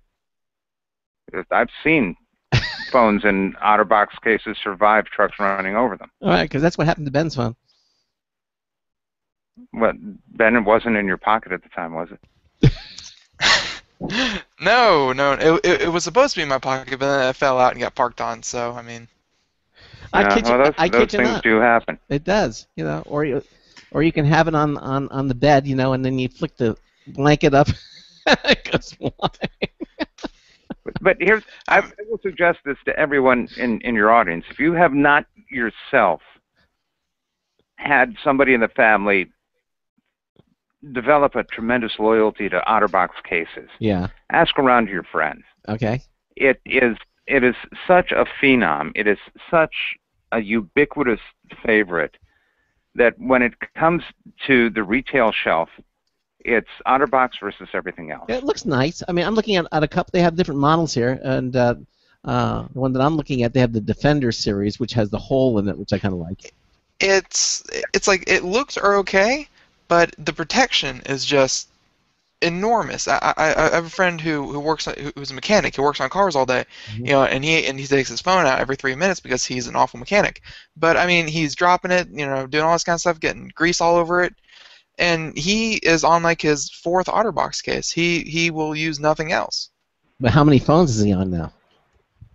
First, the phone comes out wonderful every time. Yeah. Really? Mhm. Yeah, it's like a Kevlar vest for your phone in some ways. Now, what about the face? What about the face of it? Is there some sort of cover for the face, the glass, or is it? Yeah, there is. Mm-hmm. Okay. But beyond that, it's designed so there's a rim around that glass. So when you drop it, it's unlikely the glass will impact. They have something called Alpha Glass, I guess, that they sell. That is like. Well, everybody names their Alpha Glass or Gorilla Glass or whatever. Well, glass. no, this is the thing that goes over with Otter. They sell this with their Defender series. It's a thin. So are you talking about like screen protectors? Yeah, the screen protector. If they sell this screen protector. Yeah, and there are some companies out there selling only screen protectors. Yeah. Let me look under the hood, or at least show you what's under the hood a little bit. Okay. Are you familiar with the term tooling? It's a manufacturing term. Yes, tooling. Yes, of course. Yeah. Tooling is when you make a mold for to pour plastic into in a molten form so it solidifies and makes a shape. Okay. Tooling for something the size of a phone case runs something on the order of $30,000. Now, I want you to consider how many different size and shape handsets are out there every year. A lot. A lot. Yeah. So someone coming into the case market is very likely to choose 1, 2, 3, 5 winners. And then there are people who like to take shortcuts. Once you have a case that fits the iPhone 1, 2, 3, 4, 5, 6, whatever, how many people can you sell that to? Well, we like that case, but we want you to use pink plastic.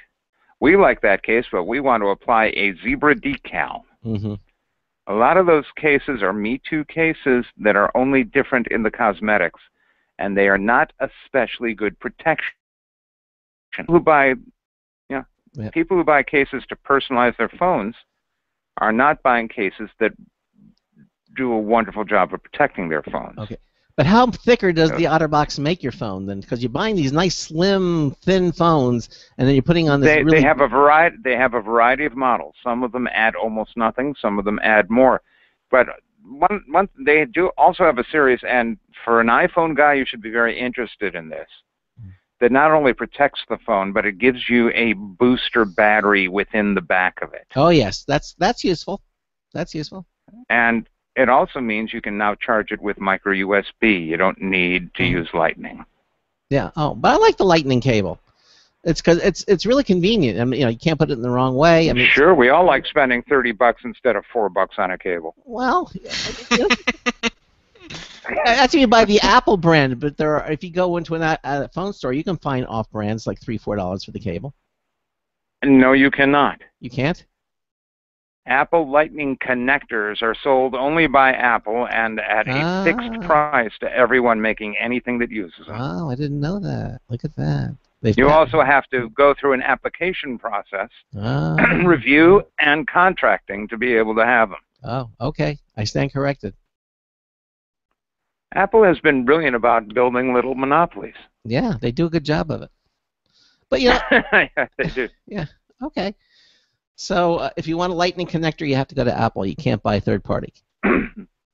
Well, third-party cables can have Lightning connectors. It's just that they've had to buy the Lightning connector from Apple. Yeah, and that raises the price. Yes. So if I go to Belkin or I go to some of these, these cable companies, I can buy them from them. But they're still going to be cheaper than the Apple cables. Sure. Yeah. Yeah. Arrogance comes at a price. Yeah, of course. One thing I've noticed about the. I don't mean yours by that. I mean theirs. Thank you. What I have. Thank you for that correction. Clarification. I noticed though that when I buy a third-party cable with the Lightning connect, it's never as thin or as flexible or as supple as the Apple one. Oh yeah, some of them are. In fact, there's some lovely flat cables out there. Really? And some of them delightfully long. Yeah, the variety of cables out there is just crazy nuts. But you know what? I can't get. It's nice. You know what I can't get for my iPhone 6 from Apple? You know what I cannot get? I can't get a docking station. They don't make the docks for them, and Apple made one of the best little tiny docks for their iPhones. Those are coming. However, the easiest solution for you is to get that OtterBox case with a battery in it that gives you micro USB and put it on a micro USB dock. Yeah, well, exactly. But right now you can't get the Apple dock. What were they thinking? They were thinking they'll come out with their own and charge a fortune for it. What are they ever thinking? Well, $29 is what they charge for the current docks. How much more are they going to charge? Let's see. I bought 6 different micro USB docks, and I think I spent $40 total. Well, you're the exception to the rule because you do it, but for the average person, I'm the exception every rule. Every person usually just has 1 or 2 docks. I have 2 because I have one by my computer, one by my bedside. So and I like the way it makes the phone stand up so I can see it. Well, I have a Galaxy, which means I can inexpensively buy spare batteries that are about the size of a saltine and swap them when I need to. Yeah, that's nice. You I can't have do that a with dock that has a slot for the battery and a place for the phone. Yeah, you can't do that with the iPhone. Obviously, the batteries are not interchangeable. You have to go with what's in there. Right, and they don't last that long. All right. Yeah. Well. So, all right. Anything about? I'm not trying to break you from your religion. No, it's not a religion. It's just a commitment. So, Marty Winston here talking about all different things. We're talking about the OtterBox. Listen, here's another thing that we don't hear as much about anymore. We don't hear as much as we used to about home theater. I mean, we still hear about it. Oh, God bless you. Yeah, but and there's a very good reason for that. Okay. It's fading. Why? It's not a booming category. It's starting to go bust? You're saying home theater? Why? CEDIA, C-E-D-I-A is where the installers of these things have their convention. Yeah. I spoke to somebody who was at CEDIA. The demand for home theater installations has dwindled dramatically. Well, because it used to be you had the big theater and the movie seats, and now with a flat panel you can have a TV that fills half your wall, and you don't need all that anymore. Well, you're always making a choice. You can watch on your phone, but it gets tiring. Well, but you can still have a nice flat panel up on your wall, but then you don't need all the theater but flat panels can go anywhere now, and they're not horrendously expensive. That's right. Having a destination room that's a pretend theater is it's old. It's old. It's 80s. It's old 80s and 90s. It's so 2003. Yeah, you don't need that anymore. I mean, it's been done. However, the one remnant that is still doing pretty well is the sound bar. Now I like those. They do something amazing that you can't normally do. They give you surround sound without the speakers. They project their sounds. You had Yamaha. That's called psychoacoustic. Yeah, we had Yamaha on the show. We had one of the head guys explaining how you can have this little sound bar under your flat screen TV, and you can swear it's 5.1 surround sound, but you only have the speaker in front. Yeah, it's amazing. Yeah, it's really several drivers within it, but most of it is you need at least 2 to sound like surround sound. Yeah. Well, no. But beyond that, the trickery is going to work. And I spoke to some of the same Yamaha guys earlier on. Yeah. And they pointed out there are sweet spots for it. Well, yeah, I guess. But also the shape of the room. If you get too far to one side, you lose the effect. Well, you have the shape of the room too. If you have a curved room as opposed to a rectangular room, obviously, but you can adjust it. It's adjustable, so you can kind of you can virtually place the speakers wherever you want, and it literally throws. By the way, speaking of speakers, I'm just so amazed by waterfall audio. Oh my gosh, $55,000 for a pair of speakers, though? Come on, Marty. Oh no! It's not that expensive. It's only $50,000 for a pair of Niagara glass encased speakers. Yeah. But without all that much compromise, one step down, their Victoria's $8,000 a pair. Oh, I stand corrected. Not incredibly more than a lot of other speakers, and they sound terrific. I'm sure they look beautiful too. I mean, the glass. Are they all glass enclosed or only $1,000? Yeah. No. The Victoria at $8,000 a pair is also glass enclosed. And there is a flat of glass with an aluminum capsule in a little stereo. These are single channels. You can put them on a bookshelf or mount them in a wall or a ceiling, and the sound is going to be just as good. Not every speaker has that flexibility. I mentioned this to Ben, and he was very cavalier about it. He said, hey, if you can afford it, go for it, right? Ben? Yeah. Ben, no, for sure. Are you having trouble with paper route? No. Did that lady threaten to tell her husband? Let's hope not. All right. Where's time? We're at the bottom of the hour already. Hey, you're listening to the Computer America show. Marty Winston is here, editor of the NewsTips Bulletin and the NewsTips Bulletin review that we have here on the Computer America show. We're going to break, and guess what? You're going to hear another NewsTips Bulletin review from Marty Winston. That's right. You listen to the Computer America show on the Blog Talk Radio Network, the Boost Radio Network, the IRN Radio Network. Stay with us. We'll be right back.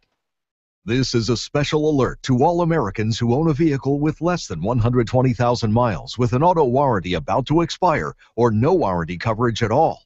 Due to a decline in the economy and major car companies filing for bankruptcy, Cover America Auto Care has announced revolutionary, inexpensive mechanical breakdown coverage that is now available to the general public to save consumers thousands on auto repairs. An open phone line has been established for drivers to call who own a vehicle that is less than 10 years old for a free 5-minute quote and to see if you qualify. The number is 800-483-2514. Drivers who are covered with this auto protection will not have to pay for a covered repair again. This is the auto coverage now sweeping across America at a fraction of what dealerships charge and is now available to the public by calling today. The number to call is 800-483-2514. 800-483-2514. That's 800-483-2514.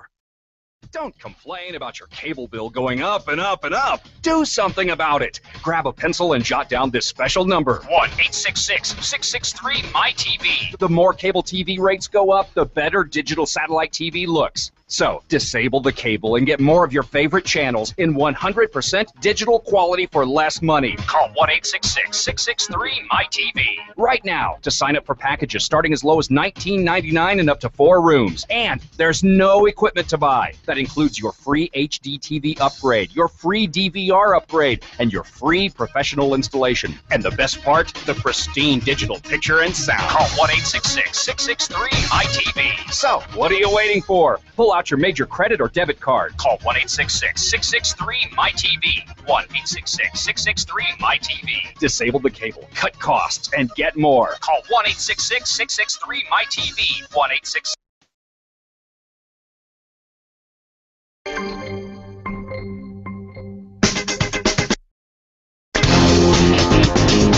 Hello. It's Marty Winston with a NewsTips Bulletin review for Computer America. This time, it's Dr. Doormat. Of the 2 sizes and 4 colors they offer, we got in the house size, 24 by 36 inches. Their apartment size is 18 by 24 inches. Brown, Dr. Doormat, to check out some extraordinary claims. It has a spiky rubber bottom and a polypropylene top with knobby little tufts into which they infused an antimicrobial agent. So wiping your shoes at least twice removes most of the gunk on their undersides. A look can confirm that, but what would you use to check for microbes? There is something, if you think about it, as plain as the nose on your face. We used a daring sniff test, swapping left and right shoes from different pairs just before wiping at this and another mat after walking through some dead leaf-infused mud. We think there was less stink after wiping here. We're just happier the mud wasn't deep enough to go up to the sides. Bottom line, no matter how much you watch your step, you'll be happy that Dr. Doormat is in when you arrive. This is Marty Winston with a NewsTips Bulletin Review for Computer America. Welcome back to the Computer America Show. He's very good. It's crazy. Welcome back to the Computer America Show, 33 minutes past the hour. And Dr. Doormat, I guess a doctor that does make house calls, doesn't happen anymore. Yeah, and germs are out when the doctor is in.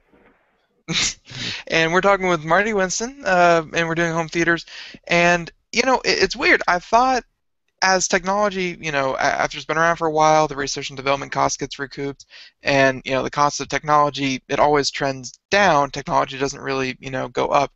You figure as, you know, tech gets cheaper, home theaters, especially since, you know, projectors are such a great way to get, you know, for the money, a big television screen, home theaters would be kind of, you know, on the rise more than on the way out. Marty, did you just open a window or something? It's really noisy in your room all of a sudden. I don't know what happened during the break. It's something that will stop soon. It's an HVAC AC system at the other side of the soundproof wall here. Oh, wow, it's loud. Okay. Go ahead. No, we're in the middle of redesigning a new headquarters, so okay. With luck, there will be no more. Okay. So continue on. I'm sorry. There's always going to be something available at any given price point. It's not so much the technology that governs it; it's the desire to be at the price point, and then they engineer anything between reasons and excuses to make it there. What's coming up next is 4K. What's coming up next that you haven't seen yet is 4K in 3D. Really? Yeah, like why? Yeah, really. 70, 100-inch. My whole response to 4K is people who want it are going to get it.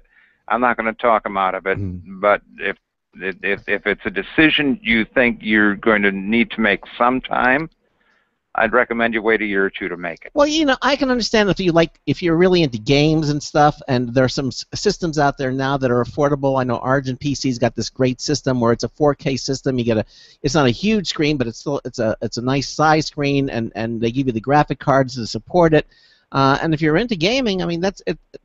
I mean, you can take advantage of that. Knock yourself out. That's fine. Yeah, exactly. I mean, if you're into gaming and you want to spend anywhere between $1,000 and $4,000 on your monitor, and if you want to spend between $500 and $800 on your graphics card, that was the thing.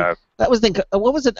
Origin PC, Ben. What was it? They had that special game system. They had a 28K 28-inch 4K monitor, 2 graphics cards, and the whole system was what was it? It was that was like the 4K for under 4,000 or something. Under 4K, yeah, it was like $3,000 or something, yeah. So yeah, that makes some sense. Yeah. If you're going to have 4K, you really wanted a 28-inch screen? Well, I know I should have just reduced. Yeah, for computer games, you don't really smaller is probably better for a couple things, but it's I mean, $4,000 I think is still more than, you know, almost anyone would spend for a computer even nowadays. So that's still hobbyist territory. Yeah, it's a devotee or an addict, or someone who just or a gamer. Well, we won't say they have more money than brains. Let's just say they're devoted. Okay, so you can't have a life. You go buy one. It's fun. All right, so where are we at this point? We're done. Well, home theater. Yeah. The big screen as a destination within the home had its run, and it's dwindling. Okay. It's not going to disappear overnight, but it's no longer on the rise. Yeah.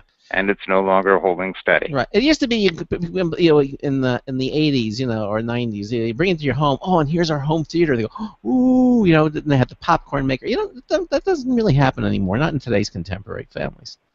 No, it doesn't. And No. The economy has not been kind either. No, but even though the economy's up everywhere, it's not something that people are so compelled to spend their money on when they have other choices of ways to spend their money. You have a family room, you may have the pool table in there, whatever, and you have the big sofa, and you have a big TV in there, everybody watches it, and that's pretty much it. It seems like man caves are taking that. Yeah, well, the standard joke is, what happened to your home theater? And the answer is, we had kids. Well, what about the man cave? The man cave is still popular, right? Well, yeah, to some extent, although they're not quite men yet.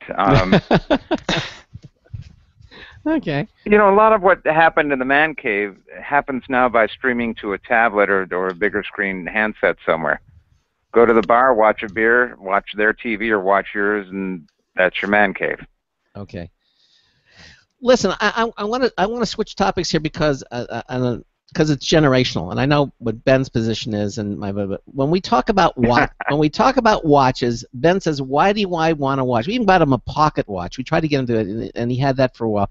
But he says, "I want to find the time and just look at my smartphone, and that's it." And I can understand that, but I grew up with a watch. I always liked having a watch.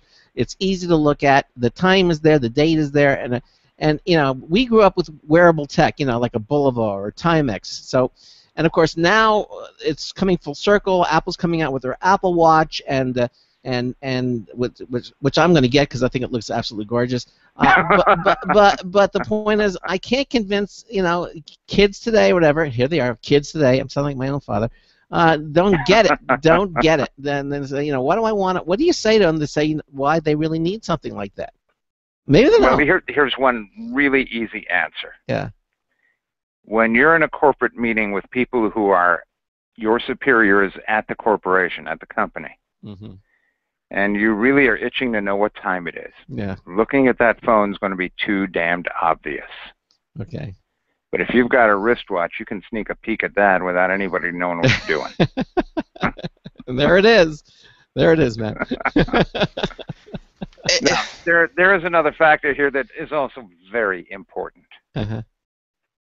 When you get somewhere with your new smartwatch, your new connected watch, and you go to see what time it is, and you find out that its 6-hour runtime has expired 2 hours ago.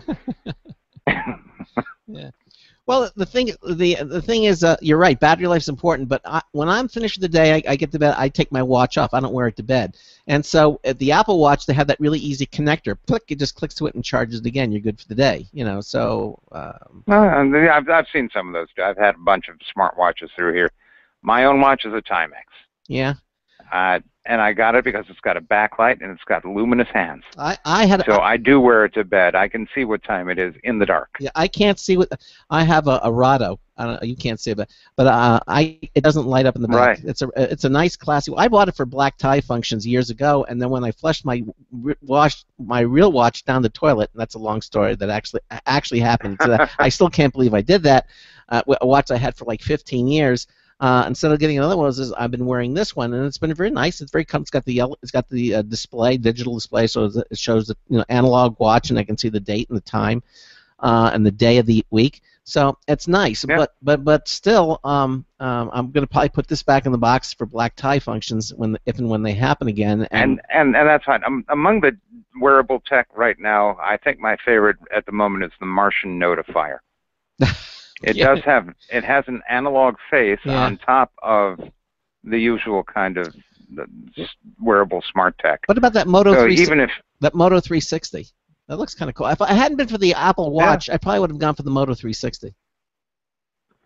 So I think there is 2 words we can put on the whole subject of wearable tech. Let's. Yeah, but and they didn't lean too on it. But the point is, obviously, you have to have an iPhone with the Apple Watch, and supposedly you can answer the phone now with it. I mean, you can do a lot of remote things without. What did you playing Dick Tracy? Yeah, you can. You play. You can just answer the phone, on your watch. And, hello, Chief. I've got flat top.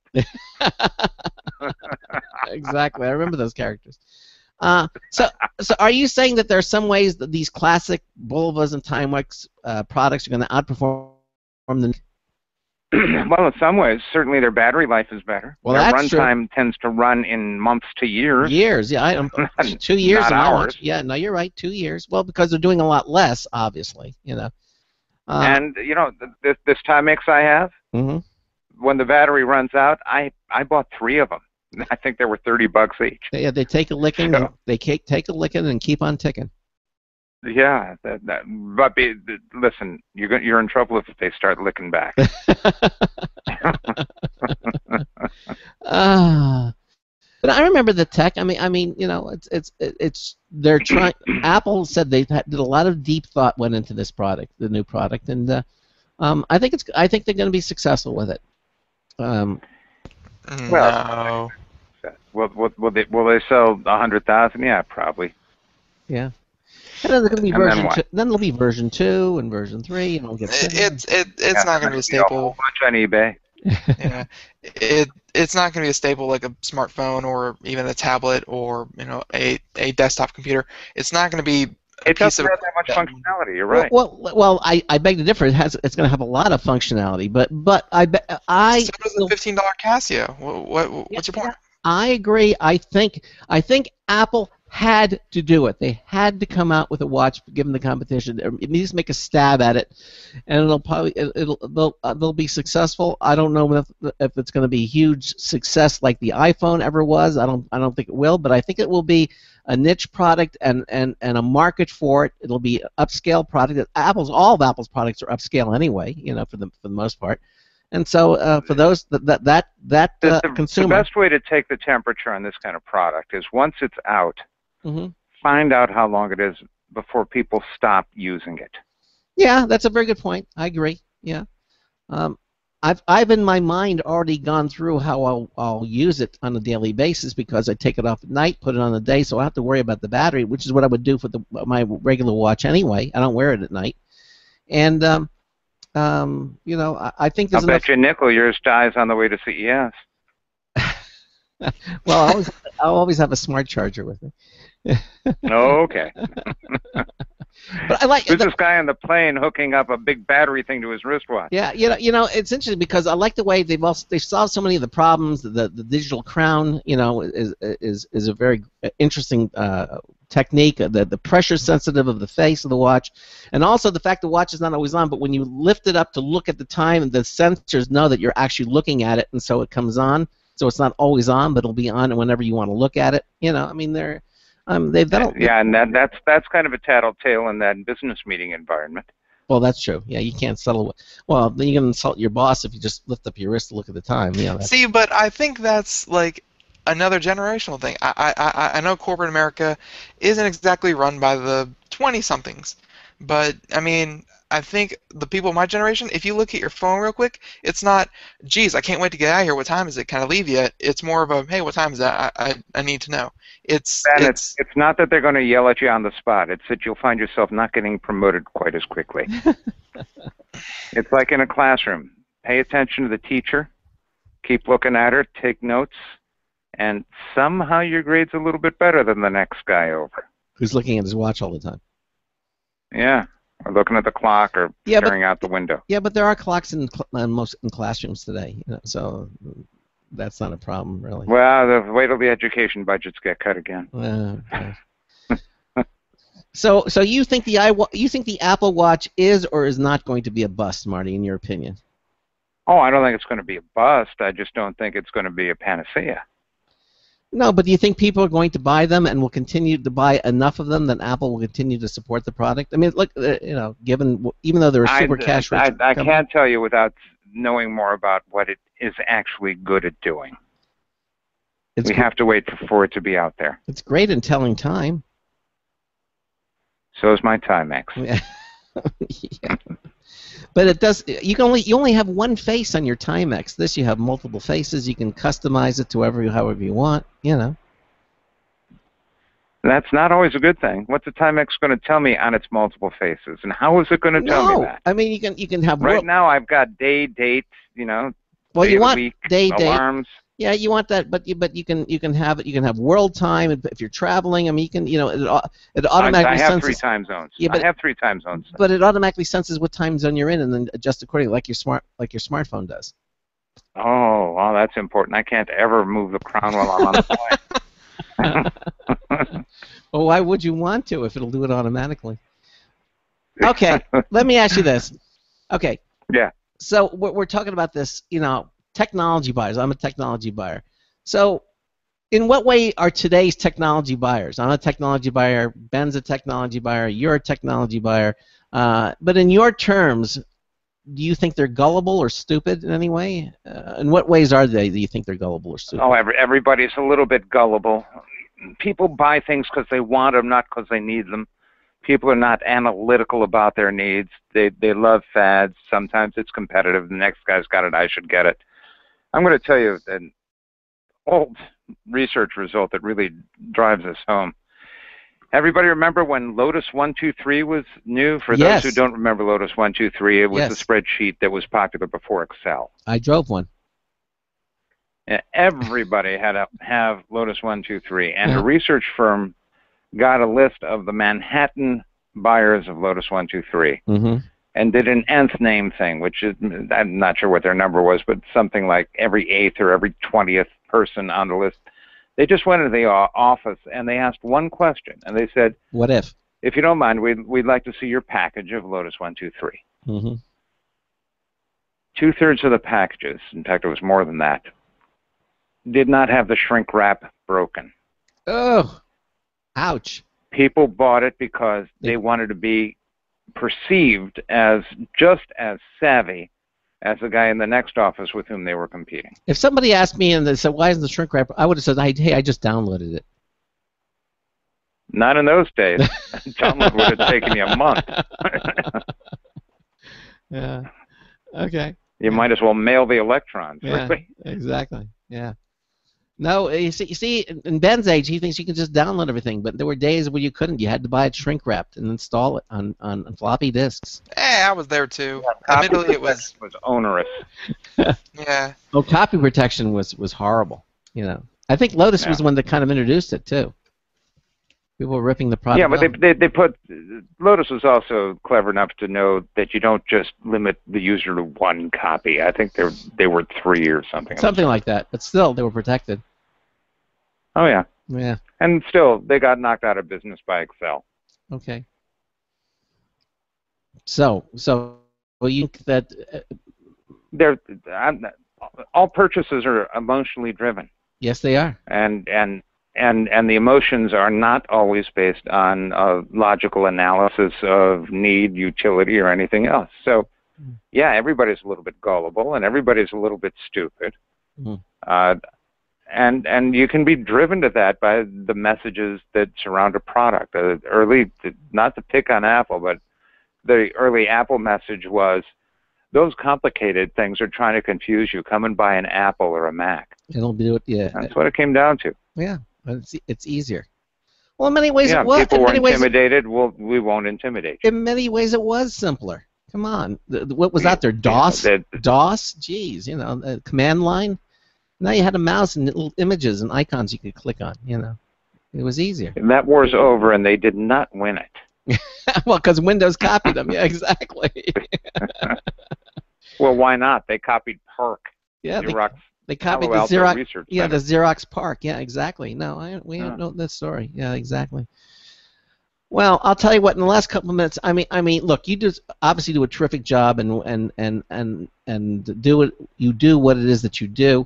I'm just kind of curious, in what you do. I mean, how do you make a living at what you do? I'm sorry. That's an insightful question. Yeah. My Bulletin, 32 years now, had to write every word because I chose a career without any exit path. That was pretty stupid. costs journalists nothing. You're a reader. Yeah.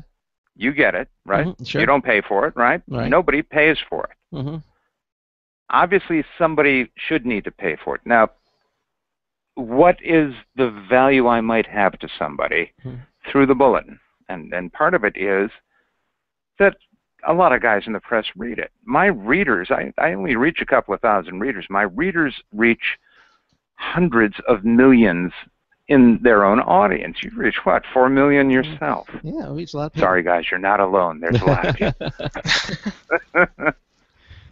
So there are companies who try to get the message out. They're looking for visibility so that their products can be bought. Yep.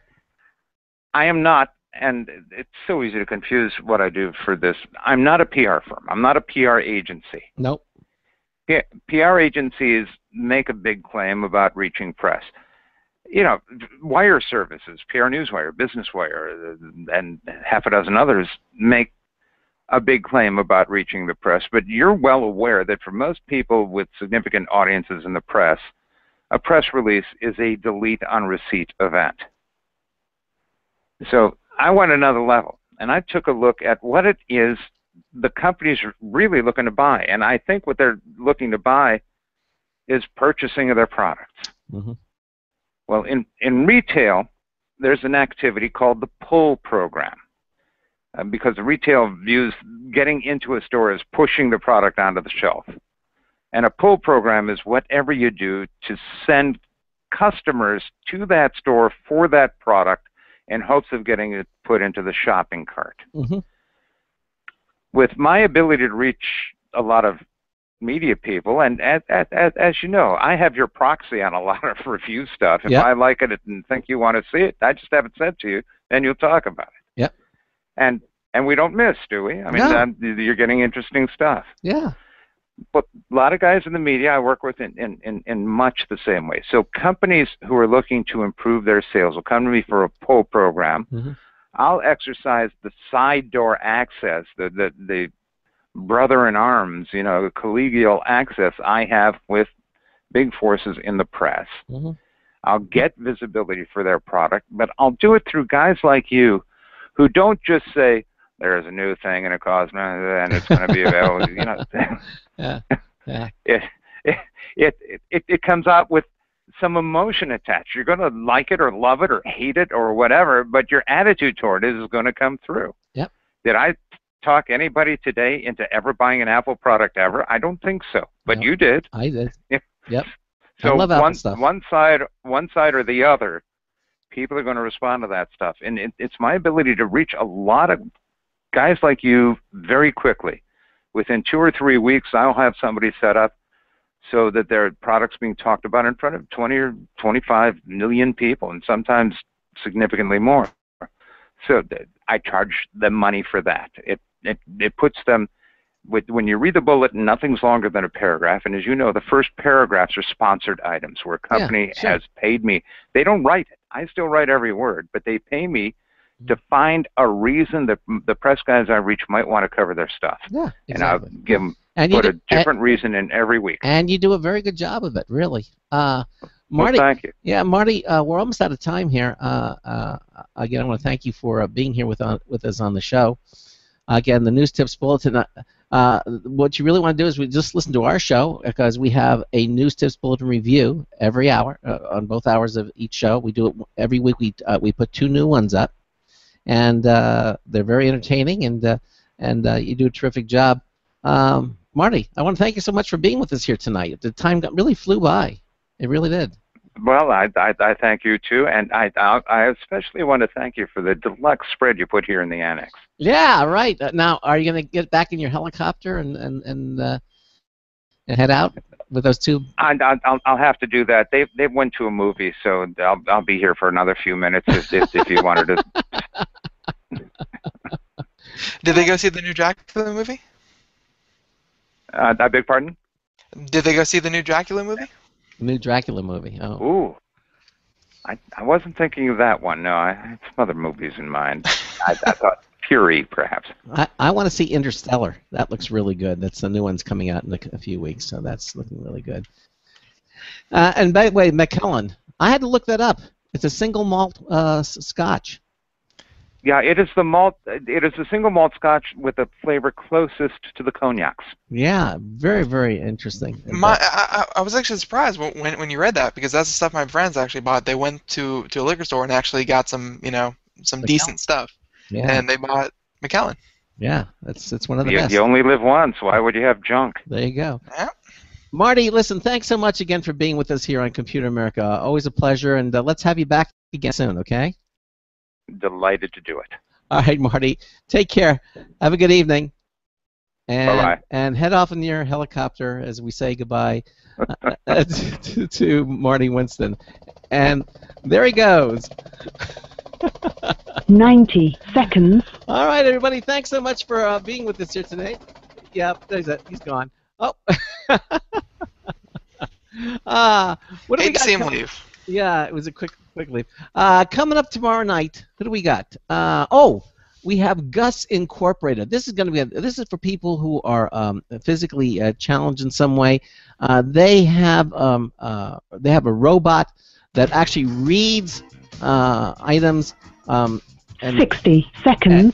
Using a straight Android or iOS tablet, or your smartphone, it will actually speak. So if you can't speak, it will actually speak for you. They've got some really interesting technologies, and it's laid out extremely interesting. We're going to have them on for the first hour. And then hour 2, we're going to go back to computer and technology news, brought to you by Slimware Utilities, the official optimization software of Computer America. Again, thanks to Marty Winston. You know, he wanted to be, and the phonetic spelling, he wanted us to pronounce his name, Your Majesty. Fun guy. Anyway, hope we will see you tomorrow night. Please join us. So until tomorrow night, this is Craig Crossman hoping that your hard disk never becomes floppy. 10 seconds. Have a great evening. We'll see you tomorrow night. Good night, Your Majesty Winston.